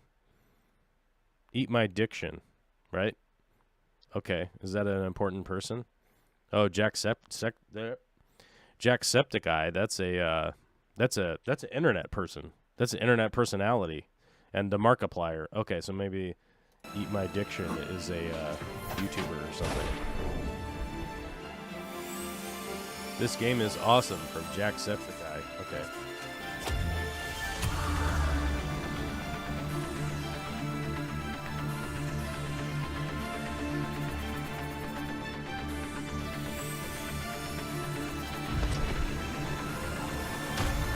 Is that how you spell diction?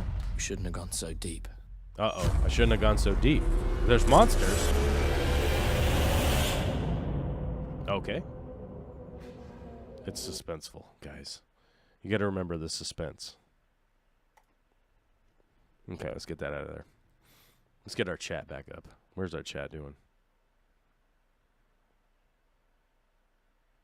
Is it louder than my mic? Uh-oh, Terry's right, dude. Terry's correct.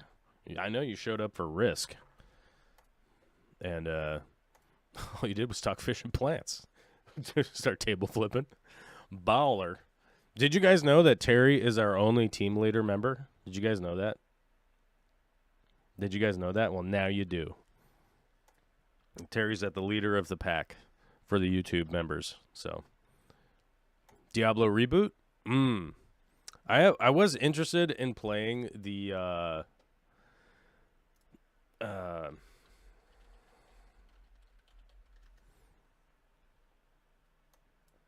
new Diablo. I started to get worried though because I was like, I remember in the past I played a lot of Diablo. Is there a Diablo 4 now? Is that what it is?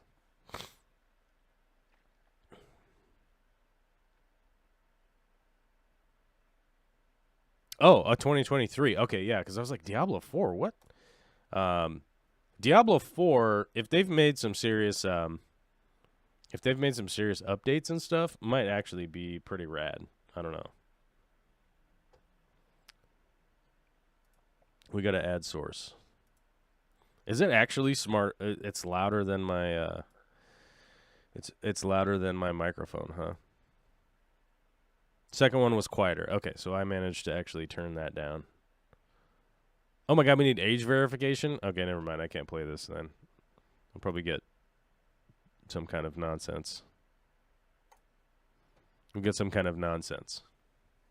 Taco Bob says 4's not out. Yeah, I was like, what? I haven't even heard.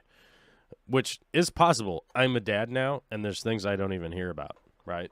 Because being a dad, I got dad bod, and then I got dad friends that don't ever call or hang out, you know? They're all like, well, I'm a dad too. I don't have time. You know? And then you find out that they went to the football game yesterday, and you're like, dude, these people are traitors. I don't like them.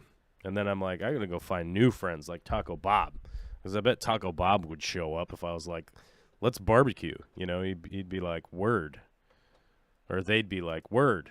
And just roll out, right? With pants and everything. But I'll admit it, it's hard to have old friends that aren't sober, right? I have old friends and they're not sober, so they generally don't want to invite me to stuff because they'll be like, well, we were drinking beer. And I'm like, yeah, I would just have not drank beer. I'm like, when have you known me to be, like, not paying attention and stuff? Oh, I closed the whiteboard, but I have to close this. Okay, there we go. Okay. It was just weirding me out to have that big square floating around up there. It's easy to hack those age verifications. You just lie. Well, that's true. But here's the issue. If the age verification was popping up before playing the video, that probably meant there was stuff that would get the stream booted, you know.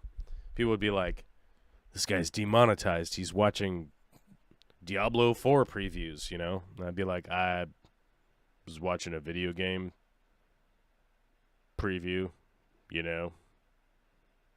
Whatevs, right? Elden Ring. I think I played like the old Elden Ring. Let me think. I'm going to try to inspire my brain thinkings here for a second.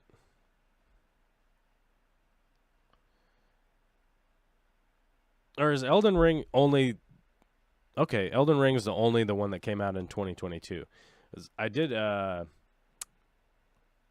of the streamers I listened to while working played Elden Ring while I was at work a lot, and then beat it. And I was like, well, I don't know if I'm going to play it because I feel like I've heard a lot about this game, that it would be a lot easier for me to do the walkthrough, right? That to play through the game. It felt like I had already read the manual ahead of time, and you just kind of be like, well, yeah, just skip this part because that part was stupid, and that part was good, and this part was good, and level up this way along the tree and stuff. So that's why I never bothered. Yeah. Okay, this is the right one. But wasn't there a what was before Elden Ring? Wasn't there a different game before Elden Ring? I thought there was one.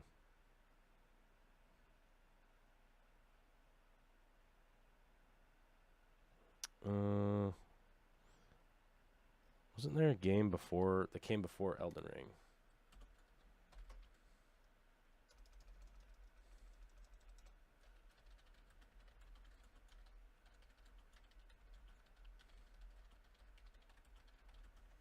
Was it Dark Souls or something, right? Yeah, I don't.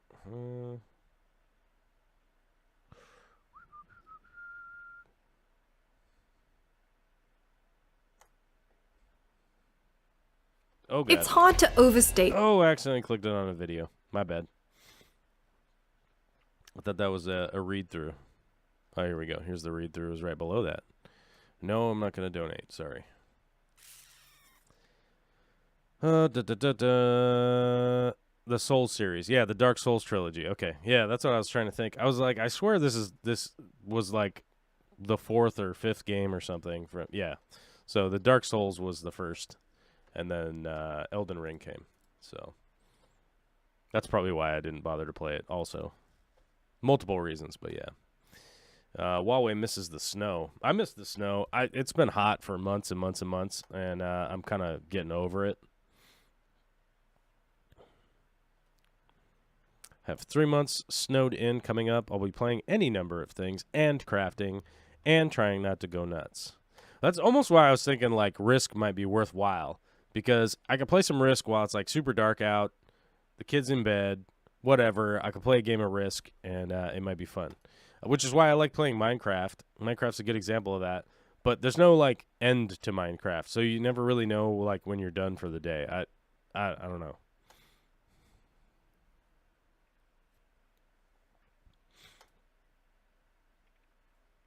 The older I get, the less games are able to hold my attention. I start feeling guilty, like I'm just wasting my time. I guess that's the point.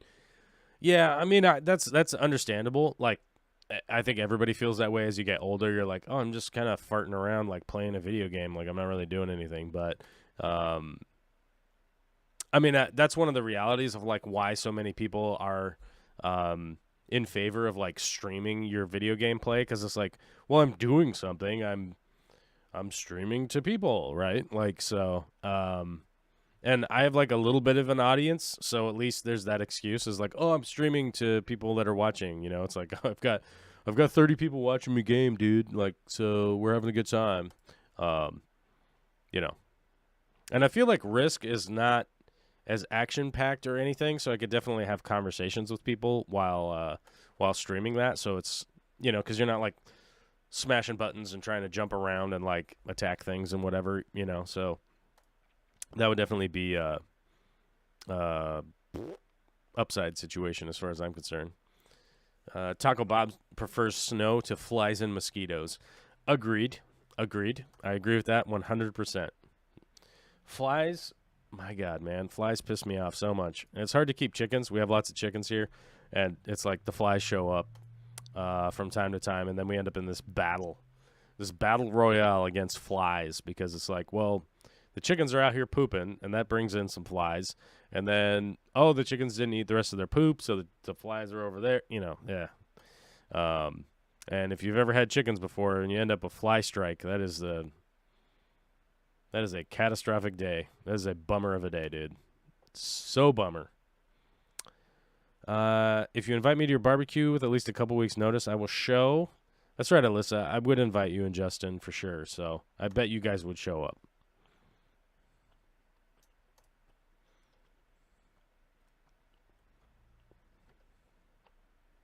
Let's see. We don't say the S word until the end of November. Oh, snow. I mean, here's the thing. Like, it would be wild if yeah.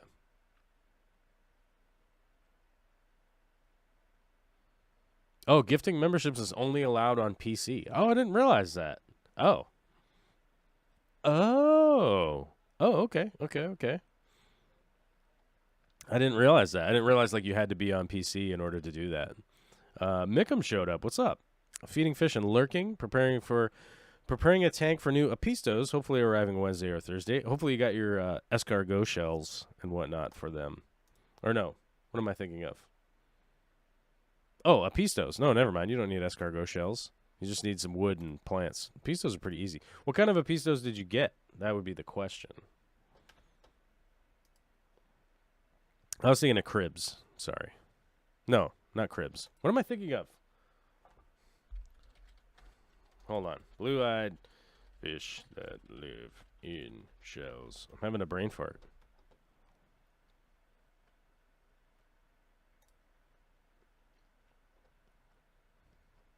I'm having a brain fart. Somebody's going to remind me in chat, but you guys are on a delay.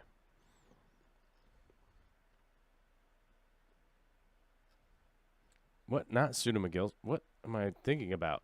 Ah!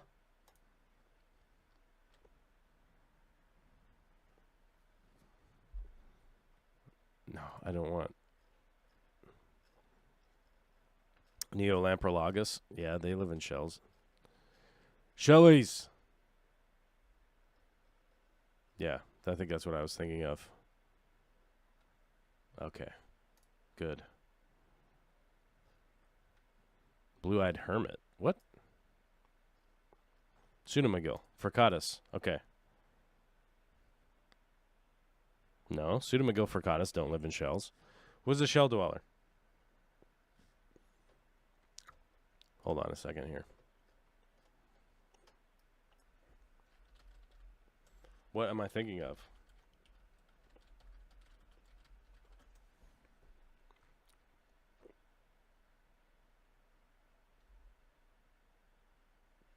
Where? Why is there no...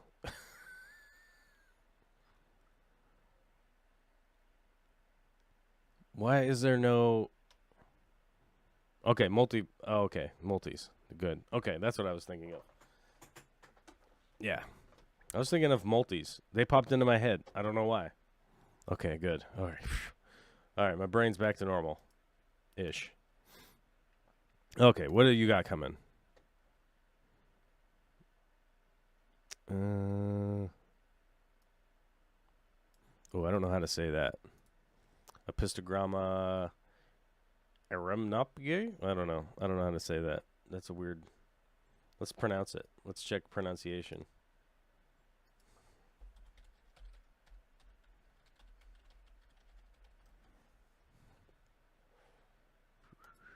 How to pronounce. Okay.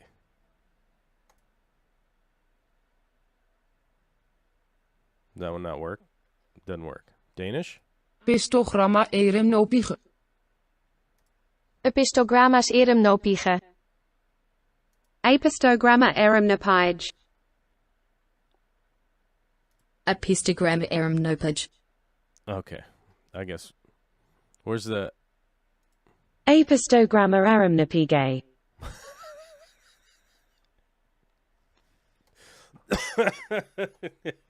That's not helping. I'll have to. You have to find the person that named it and ask him how to say it. Yeah, peacock gudgeons. You can breed those in shells. Yeah, for sure. But very interesting fish. That's for sure. These guys are cool. Oh, whoops. What did I do? I went backwards in time here. Somehow. Yeah. Yeah. Yeah.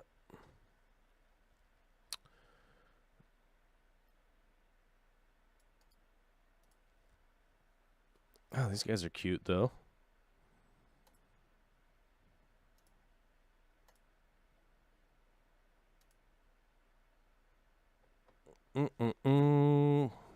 Let's see here.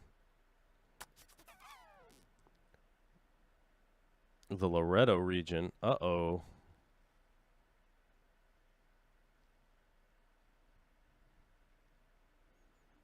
Yeah, I was going to say, I think I was near there.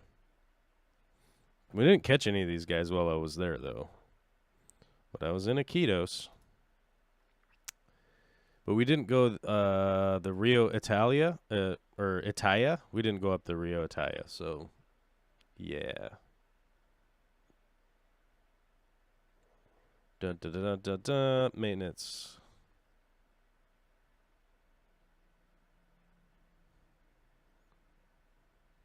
Ceramic flower pots, links of plastic piping.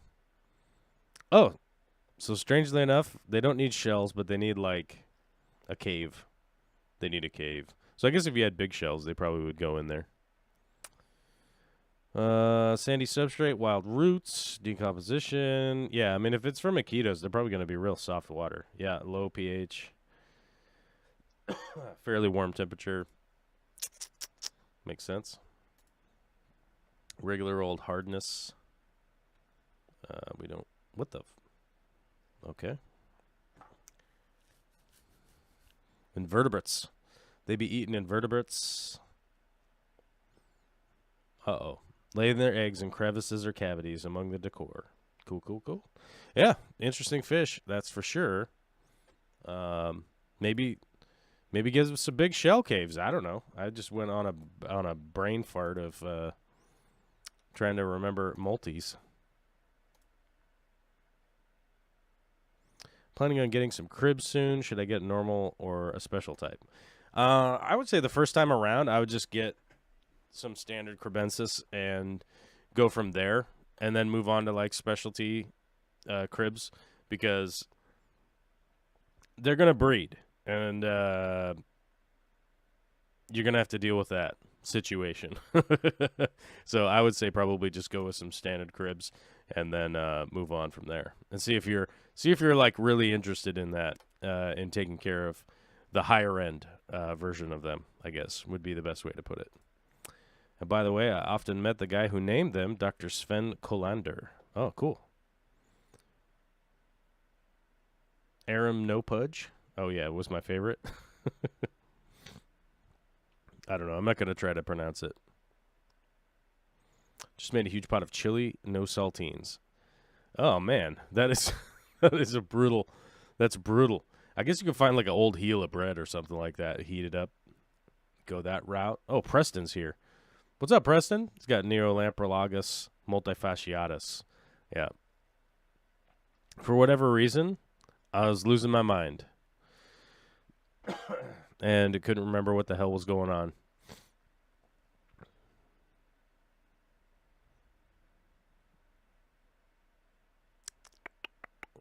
Gotta go for a bit. Catch the rest on the replay. Kiwi Mamo had to go. A lot of people have to go. That's kind of the tendency of a live stream. They like come for a while and then they leave. And especially if they show up and I'm talking about video games or something, people are generally going to leave. That's for sure. That's how it goes. Coconut caves. Females often move wigglers from one cave to another. Yeah, coconut caves are always a good spot to land on, in the middle.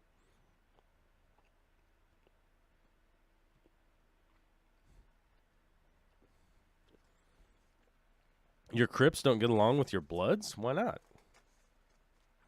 Why not? They should get along. Man, the cough is coming back. It went away for a little bit.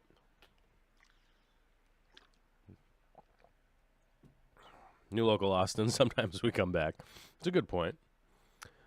Well, it's always one of those funny things is that, like, people come on and they go, like, why isn't he talking about fish stuff? And it's like, well, did you have a fish question?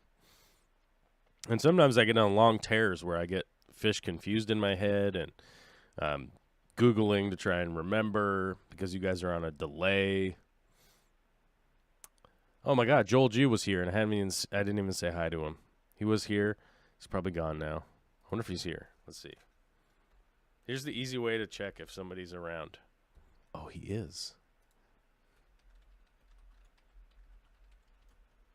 He's still here. Because we can at him.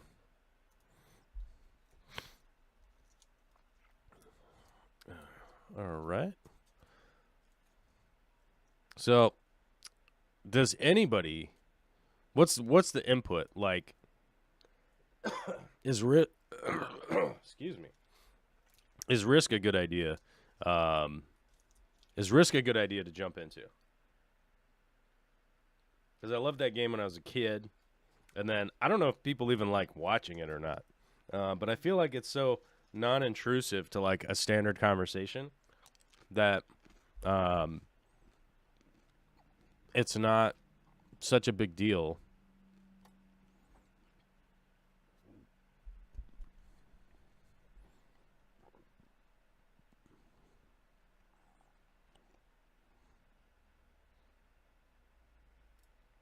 Oh my God, I don't believe I have Steam on this computer.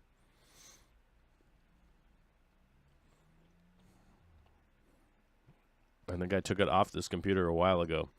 So that is an issue. I think I would have to put Steam back on this computer. Ooh, that's a question.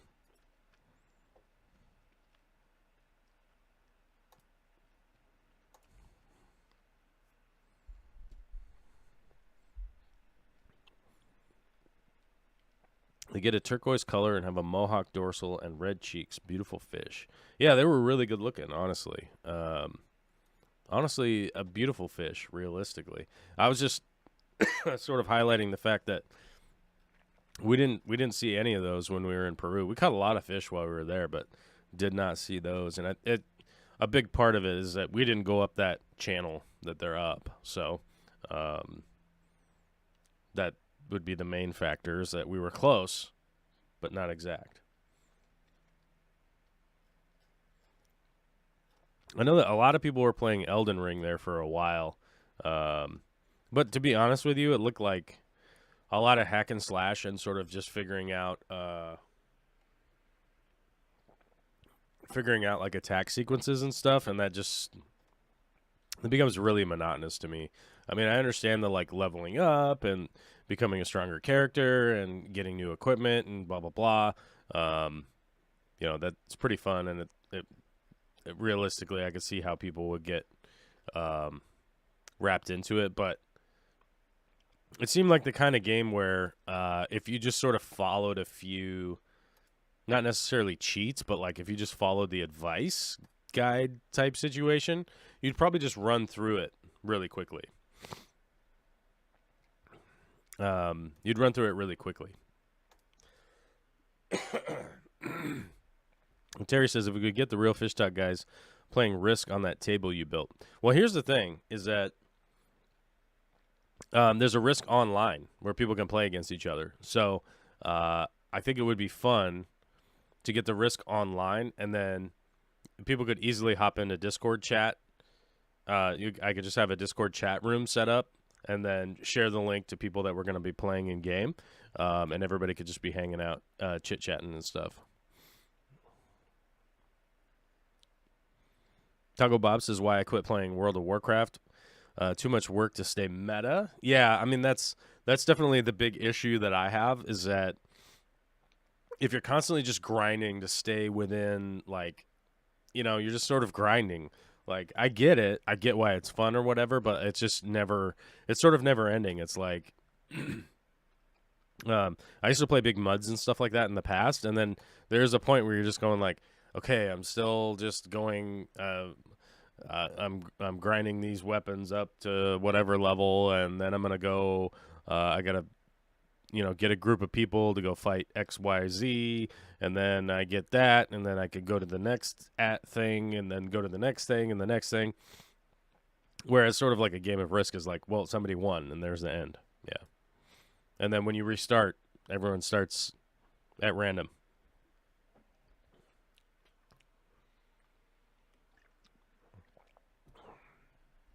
Oh, I've killed the dragon in Minecraft like so many times. It's unbelievable at this point. It sort of just became my hobby for a while there, of like, I would log into the server and just go fly off and kill the dragon. And then respawn it and kill the dragon again. Like, killing the dragon on Minecraft is like, it's really not all that difficult once you've done it a couple times, or at least one time. I don't know. But you get like decent gear. It's really easy to kill the dragon.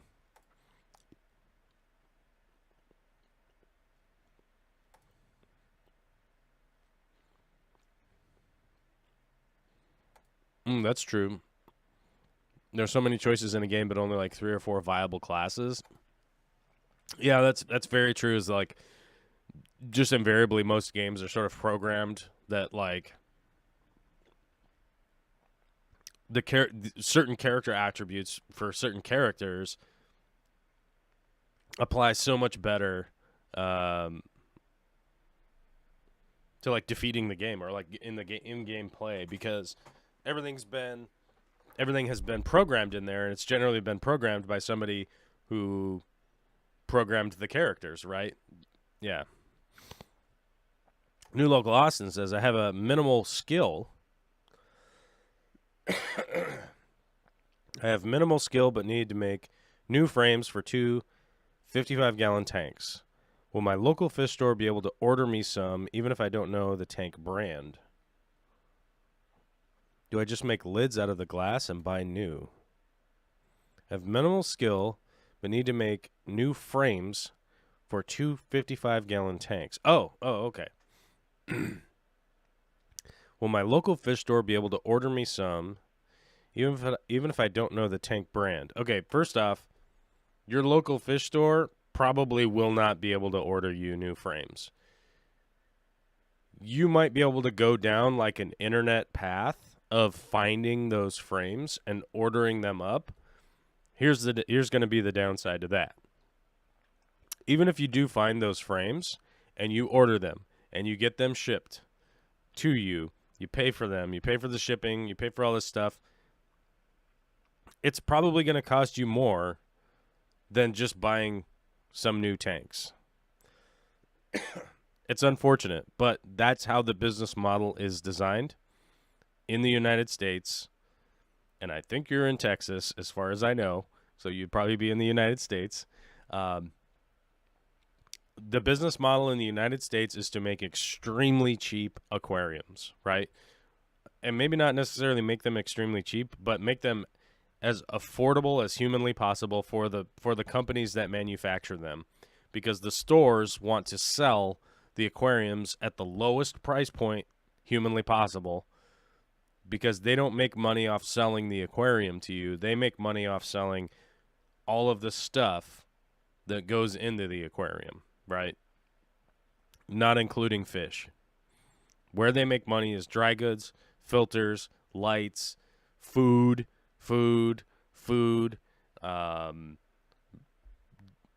like display pieces, all of the accoutrement. The accoutrement that comes with your aquarium is what stores make money off of, and your return business as a customer. So Americans are insanely loyal customers. We're ridiculously loyal customers, to the point where we will return to a business that we have had a bad experience at, but we have been there once, more often than going to try a different business. You don't have to believe me on this. You can go look up studies about it, but one of the really easy studies that you could find is a gas station study about customers being loyal to a specific gas station and how much it would take for them to change the price in gas for someone to go to a gas station across the street instead, right? So, but American customers are super loyal. We return to businesses over and over and over again, and the corporate entities that make the aquariums, that put them in stores, know this. The stores will make the money off all of the stuff that gets put into the tank, right? So that's why Petco does like $1 per gallon sale, right? And so that's why the tanks are so cheap, because that's where they make their money. And if you go try to buy the parts for the tanks, it's going to be way too expensive. So it's a very interesting situation. But what I would do is just go buy new glass tanks, and I would use the leftover glass for stuff like whatever those tanks that you have. I would just use the glass for something else, like you said, with lids or whatever. You definitely can do that.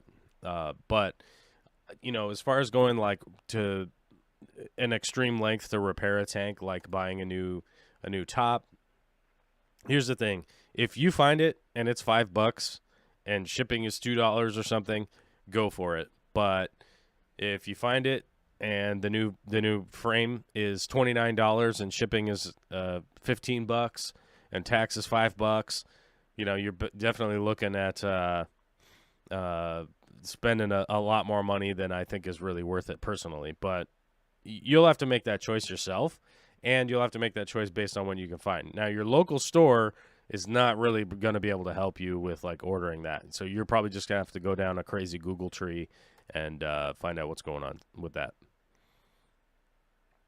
As far as like, LR Bretts have some good vids on building tank racks. I don't know, but Serpa Design does. Like Serpa Design has some good ones. Probably Aquarium Co-op. Aquarium Co-op has some tank rack building, but they normally do with like concrete, He does it his with cinder blocks. Cinder blocks and like 2x6s and just stacks them up like that.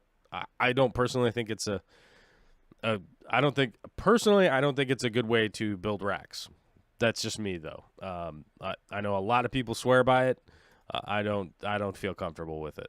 Just, I just don't. Legion Aquatics says, even when I get really good enchanted gear and have everything to fight the dragon, I still just don't. I don't know. I just have never done it. Yeah. I've been down that road. Lol, not I. I will drop a biz in a hot minute. I ran a customer service call center for 5 years. I have no patience for bad service. Yeah. But I'm talking about Americans as a whole, which obviously, 340 million people. There's definitely going to be some aberrations in that group. Thanks, Corvus. I appreciate your experience helping me save time. I will learn the skill of cutting glass and make lids for my other tanks. You a good buddy, mentor, buddy guy. Yeah. I mean, learning how to cut glass is actually very easy.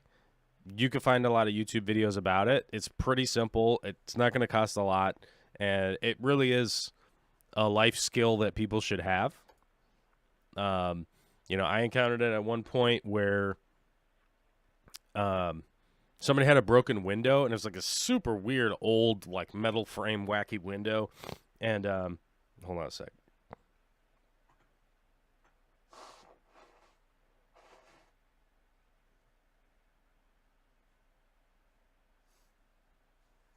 And we had a window glazer come out. I don't know if you guys have ever met a glazier before, but those are the guys that do windows. He came out and was like, "Oh yeah, we could replace that. We could fix it all up, blah blah blah." And I think it was going to be like $380. And it was just like, well, no one's discounting your skill or your ability or any of that, but it sounds like a lot of money. So I found an old piece of scrap glass, cut it to size, took out the old window, put in the new window, glazed it with, I think it was like $8 worth of window glaze. I put in the bead first, I put the glass in, then I put in the second bead, let it dry just the way that it said, here's how you do it. And I think it cost like $10 to do that. So it's just something like that where you will learn some skills and be able to apply them in real life that the value doesn't necessarily exist right now as some sort of money-making scheme or anything like that. But in that situation, an older lady who needed their window fixed, who didn't have a lot of money, and I just went, oh, wait, I could do that. And I think it took me probably like 2 hours total to get it done. And even if I charged her $50 an hour, it would have been significantly cheaper than having the window guy do it. Now, like I said, there's nothing wrong with the window guy doing it. It's just obviously a lot of money for him to operate his business, come out and fix stuff and do all that, and that's just what the charge was. So, which I didn't charge the lady for it. I just did it, and instead of her probably losing her grocery money for a month, she got her window fixed and was able to not starve to death on her Social Security or whatever the heck she was doing. Yeah. We have a great guy building tanks on demand here. We are lucky, but it costs a bit more. We have tank builders here, but yeah, it definitely does cost a lot of money. Yeah, so it's not necessarily accessible to everybody, right? I find it very rare in the U.S. to have a specialist who build tanks. Tanks are more kind of a chain store thing with limited sizes and forms of the tanks. Well, we have custom guys that build tanks here, but they're mainly going to do acrylic because you really just can't compete in the glass market here because the manufacturers who are just pumping out tanks every day, like I said, their goal is to make them as cheap as possible so that people will buy them, and then buy the stuff that goes in them.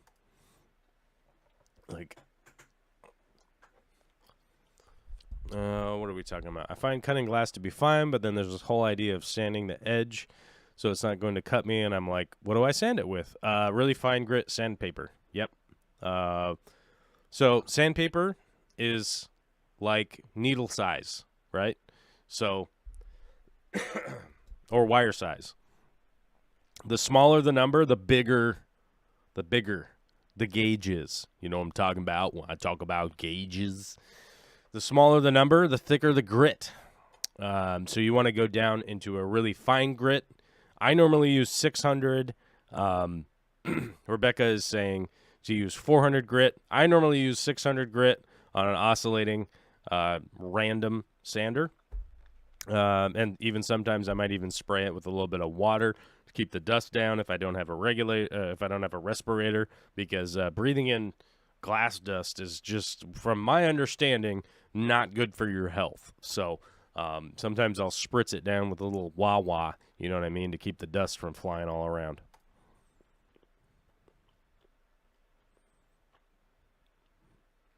Yeah, Serpa Design, I definitely recommend Serpa Design's content. He makes fantastic videos. And my understanding, he's building a new fish room also. I believe he moved to a new building. So I think there's going to be a lot of cool stuff coming out of his channel. Tanner is just a super cool dude also.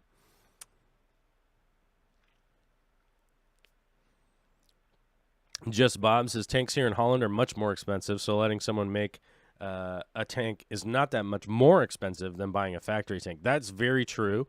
That's one thing I definitely noticed about being in Holland, for instance, is that tanks are not as cheap at the stores, and I believe that that's kind of on purpose.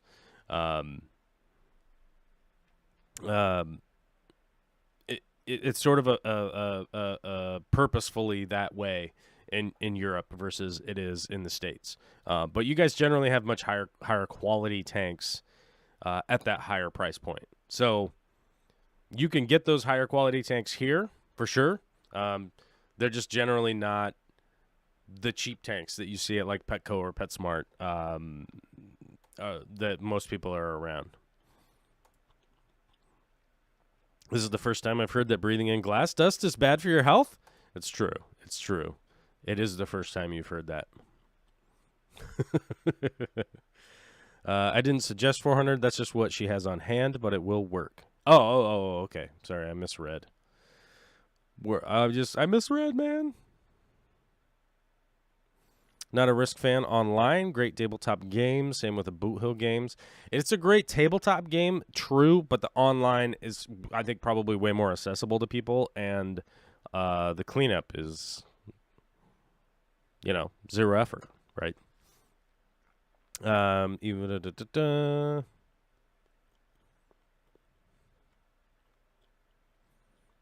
As far as the LR Brett's videos, I don't know, but I haven't really checked out Lucas's stuff in quite a while.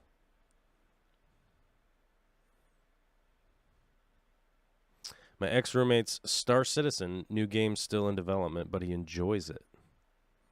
Or my ex recommends Star Citizen. Can we trust your ex, though? Like, are we sure? Is that only like a failed relationship because you like mutually were just like, nah?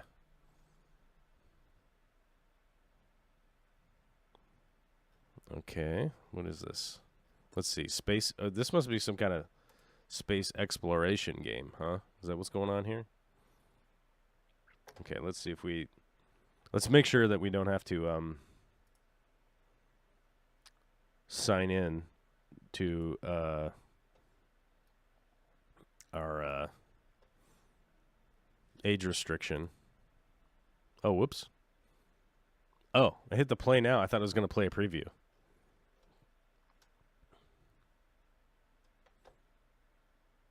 How to play?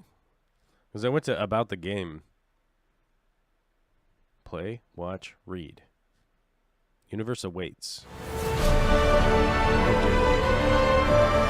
Where's our volume? All right, let's go over to YouTube because I can at least control the freaking volume. Welcome, intrepid adventurer. Sorry, guys. Star Citizen. You're about to embark on the journey of a lifetime. Oh my God. This is a disaster. All right. Go like that, so we get a reasonable amount of Experiencing the white-knuckle thrill of space oh my God, combat. it's super loud for you guys. Discovering the majesty of alien worlds. There. interacting with Okay, so fascinating we're doing characters, that. We're interacting with and building a characters. life in the 30th century. Karate chopping around. We're doing You stuff. Don't have What to are we do doing? It alone. What Here are we You'll doing? find everything you'll need to successfully start your travels in the verse. We're gonna Play travel with through an the expert verse. guide, Okay, and the be short for connected with a universe. veteran Star Citizen player who can show you the ropes. Control point lost. Yeah. Oh.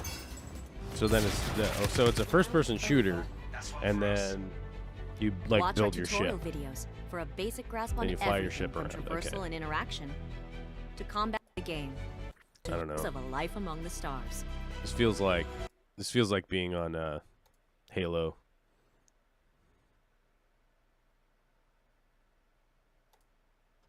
Feels like being on a Halo game, you know?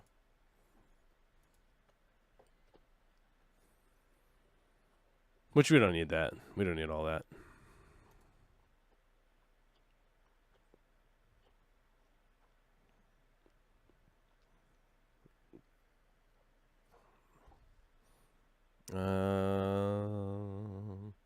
You like to breathe in glass dust? I don't believe it. I don't believe it. I'll have to see a video. You'll have to upload a video of you breathing in glass dust, and with joy, so that I'll believe it.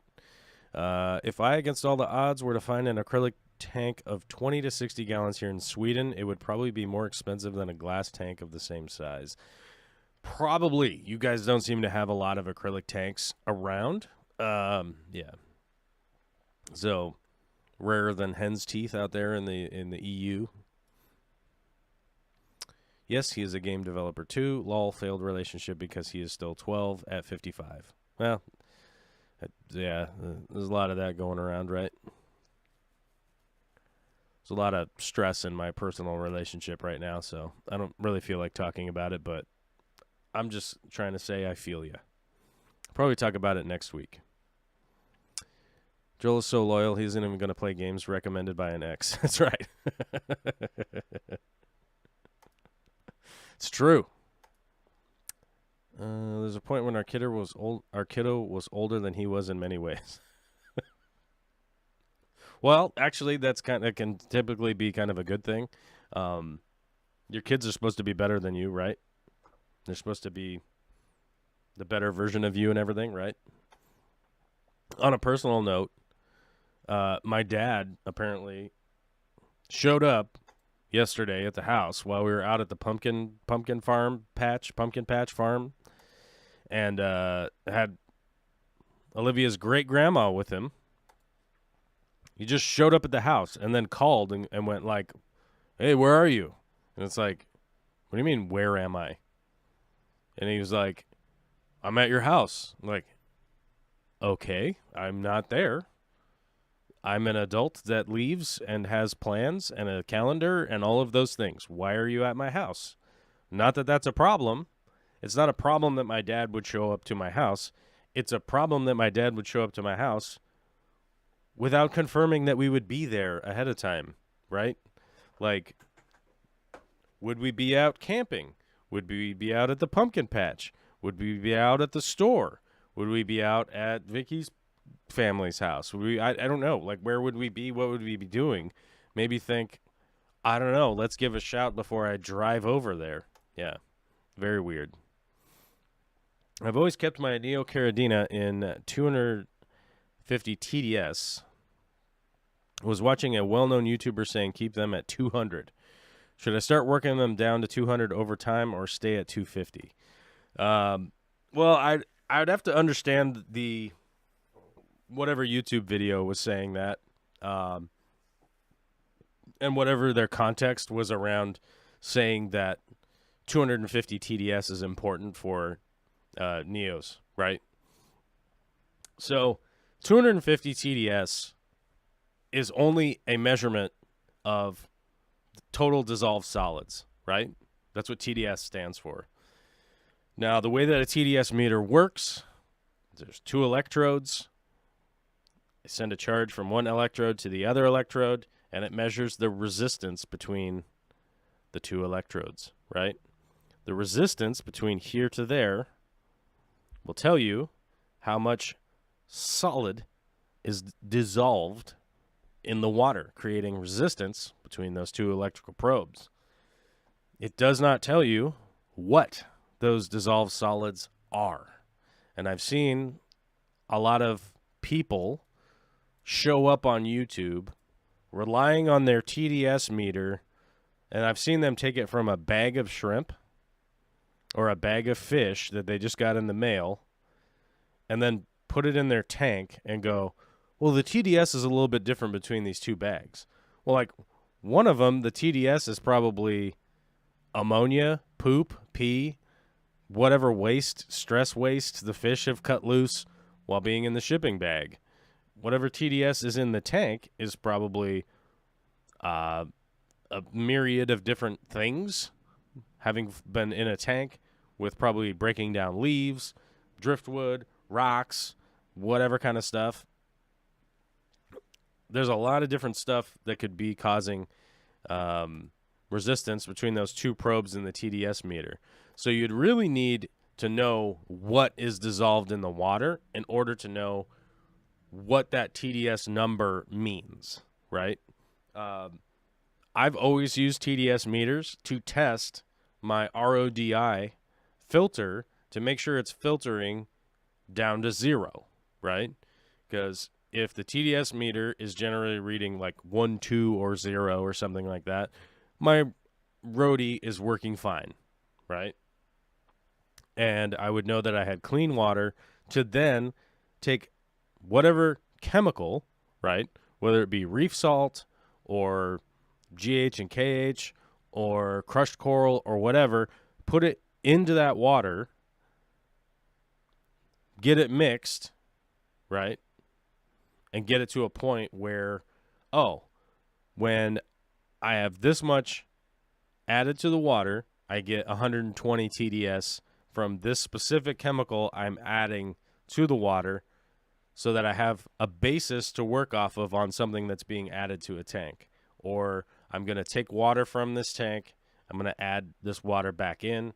That's going to get me to my baseline of when I put this water in the tank, every time it's 120 TDS, so that when I take water out and I put water in, I'm going to get somewhere back to the baseline of the original water. Your tank water being 250 TDS for your Neocaridinus probably is totally fine, especially if the colony is breeding, the colony is doing well, the colony is continuing to grow, the shrimp are healthy, everything is fine. There's really nothing to worry about. There's really no need to sit here and chase a TDS number unless the TDS number needs to be 0, right? Because you don't have enough information going into your calculation to find out if you're even doing the thing that you're trying to do, right? Does that make sense? So if you don't have like both sides of a calculation to understand like really what's going on, it's very difficult to say like, you're doing something wrong, try to do this, right? You're doing this wrong, do that. Oh, but I didn't mention that I do all this other stuff too, right? So it's very important to like know exactly what is going on.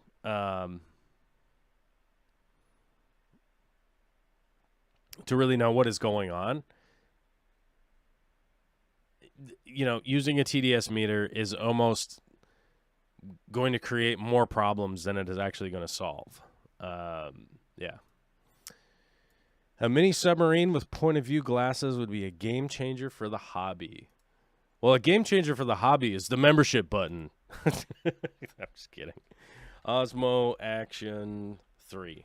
Actually, this thing so far has been a pretty much a game changer over the last couple of weeks. This camera right here, it's fully submersible, blah, blah, blah. This thing is dope.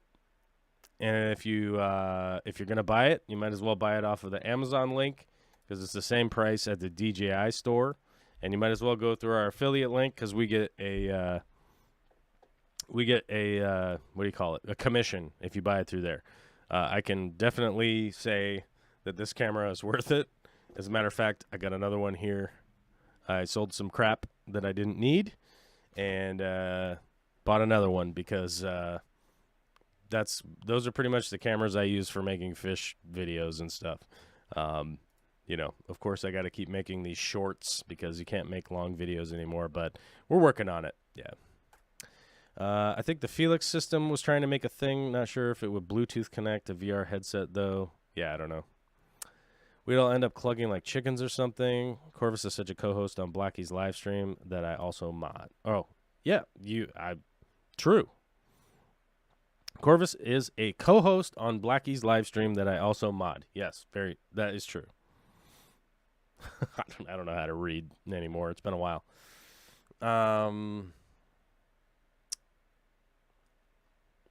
But yeah, that camera, if you wanted to film underwater, is totally able to do that, which I think realistically is kind of what you need.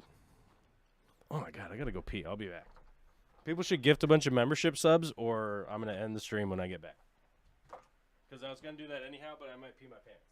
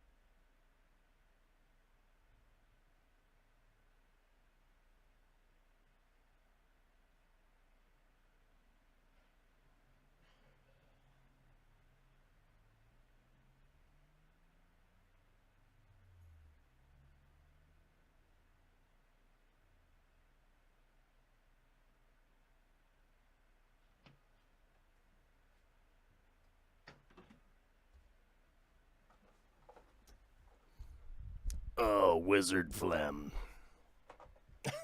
Did we get any,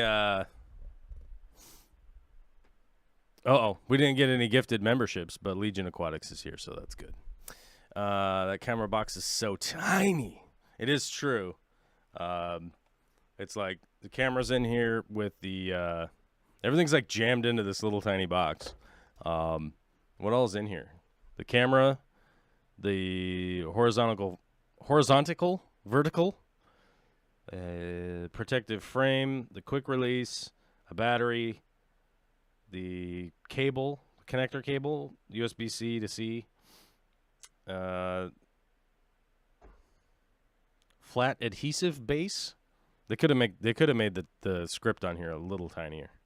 Locking screws and lens cover, a couple other things, but yeah, very usable little camera. Although my light's too bright. My light's too bright for this shiny deal here, but very useful little camera, and I'm finding it to come in quite well. I have the old ones, like I have the broken one here. Like this is the broken one because it has no battery in it. I filmed a bunch of videos with this one, and I have another one of the original ones because I could record nonstop with like a decent SD card. Have one that had audio going in, and the other one to go like splashing into water and stuff. The one that went splashing into water, like I took this thing out to the Columbia River because I was filming a milfoil video. And this little cover that goes over this hole right here was, I don't know where I had put it. I could not find it. So I made my own janky, like, makeshift cover. And it was working great for probably like 10 or 15 minutes. And then I got a little overzealous with how long my makeshift cover would have worked. So I think maybe if I had kept it to just a couple minutes underwater, or like just some little splashes underwater or whatever, it would have been fine. But yeah, water eventually crept its way in there and corrupted something. So like this thing will, how long will this thing turn on for? So if I give it power and turn it on like right away. There we go. Oh, reset time? Okay, that's fine. You're not going to remember this anyhow. So it'll turn on for how long? So it's working, and now it's dead. So, like, that's how long it'll turn on for. I spent a bunch of time, like, trying to dry this thing out.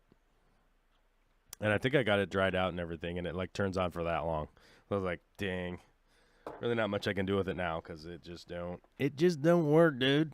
You know what I mean? MILF oil is the best oil. Agreed. But milfoil is the worst invasive species into freshwater waterways. Milfoil sucks. And we have a lot of it in the western Washington waterways now, even though it's not even native to this area. Bummer, dude. Now imagine a Super Duty tiny GoPro you could strap onto your beta and watch the video later. The beta cam? Yeah. Someday. I'm sure someday we'll get that. Where oh, he's yelling here. It's a 6-gill shark. True. Glad we immortalized that moment. Yeah.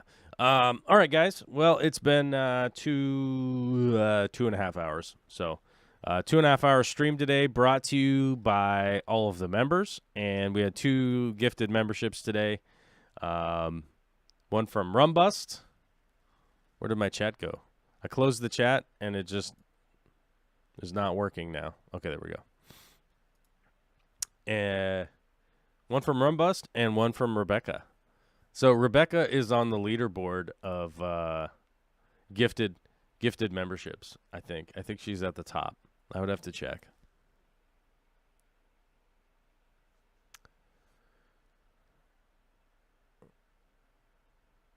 For a self-exam. I think that they do have something like that for a self-exam, but I don't know.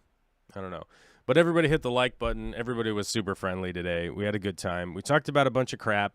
Shout out to you guys if you make a clip from this show. If there's something that you thought was really funny or whatever, make a clip from this show and share it out there. Because I actually have an @handle now, as was told to me by YouTube. So if you find something that's useful in one of my live streams, no one else's live stream, only mine. If you find something useful in mine, put it out there, make a clip. There's a clip button with the little scissors at the bottom. You can cut out parts of live streams and re-upload them as small clips. Like, this guy's the dumbest dumb I've ever dumb-dumbed, right? You can do whatever you like. Make fun of me or not. Or go, wow, this was really helpful, and I'm going to do that, or whatever. You know what I mean? I didn't realize there was a competition. As long as I don't have to get the moist tattoo, all is well. You don't. But if we get to 500 members, I have to get a moist tattoo. I agreed to that quite a long time ago, and people have been holding me to it, so that's how it is. Here comes loud music.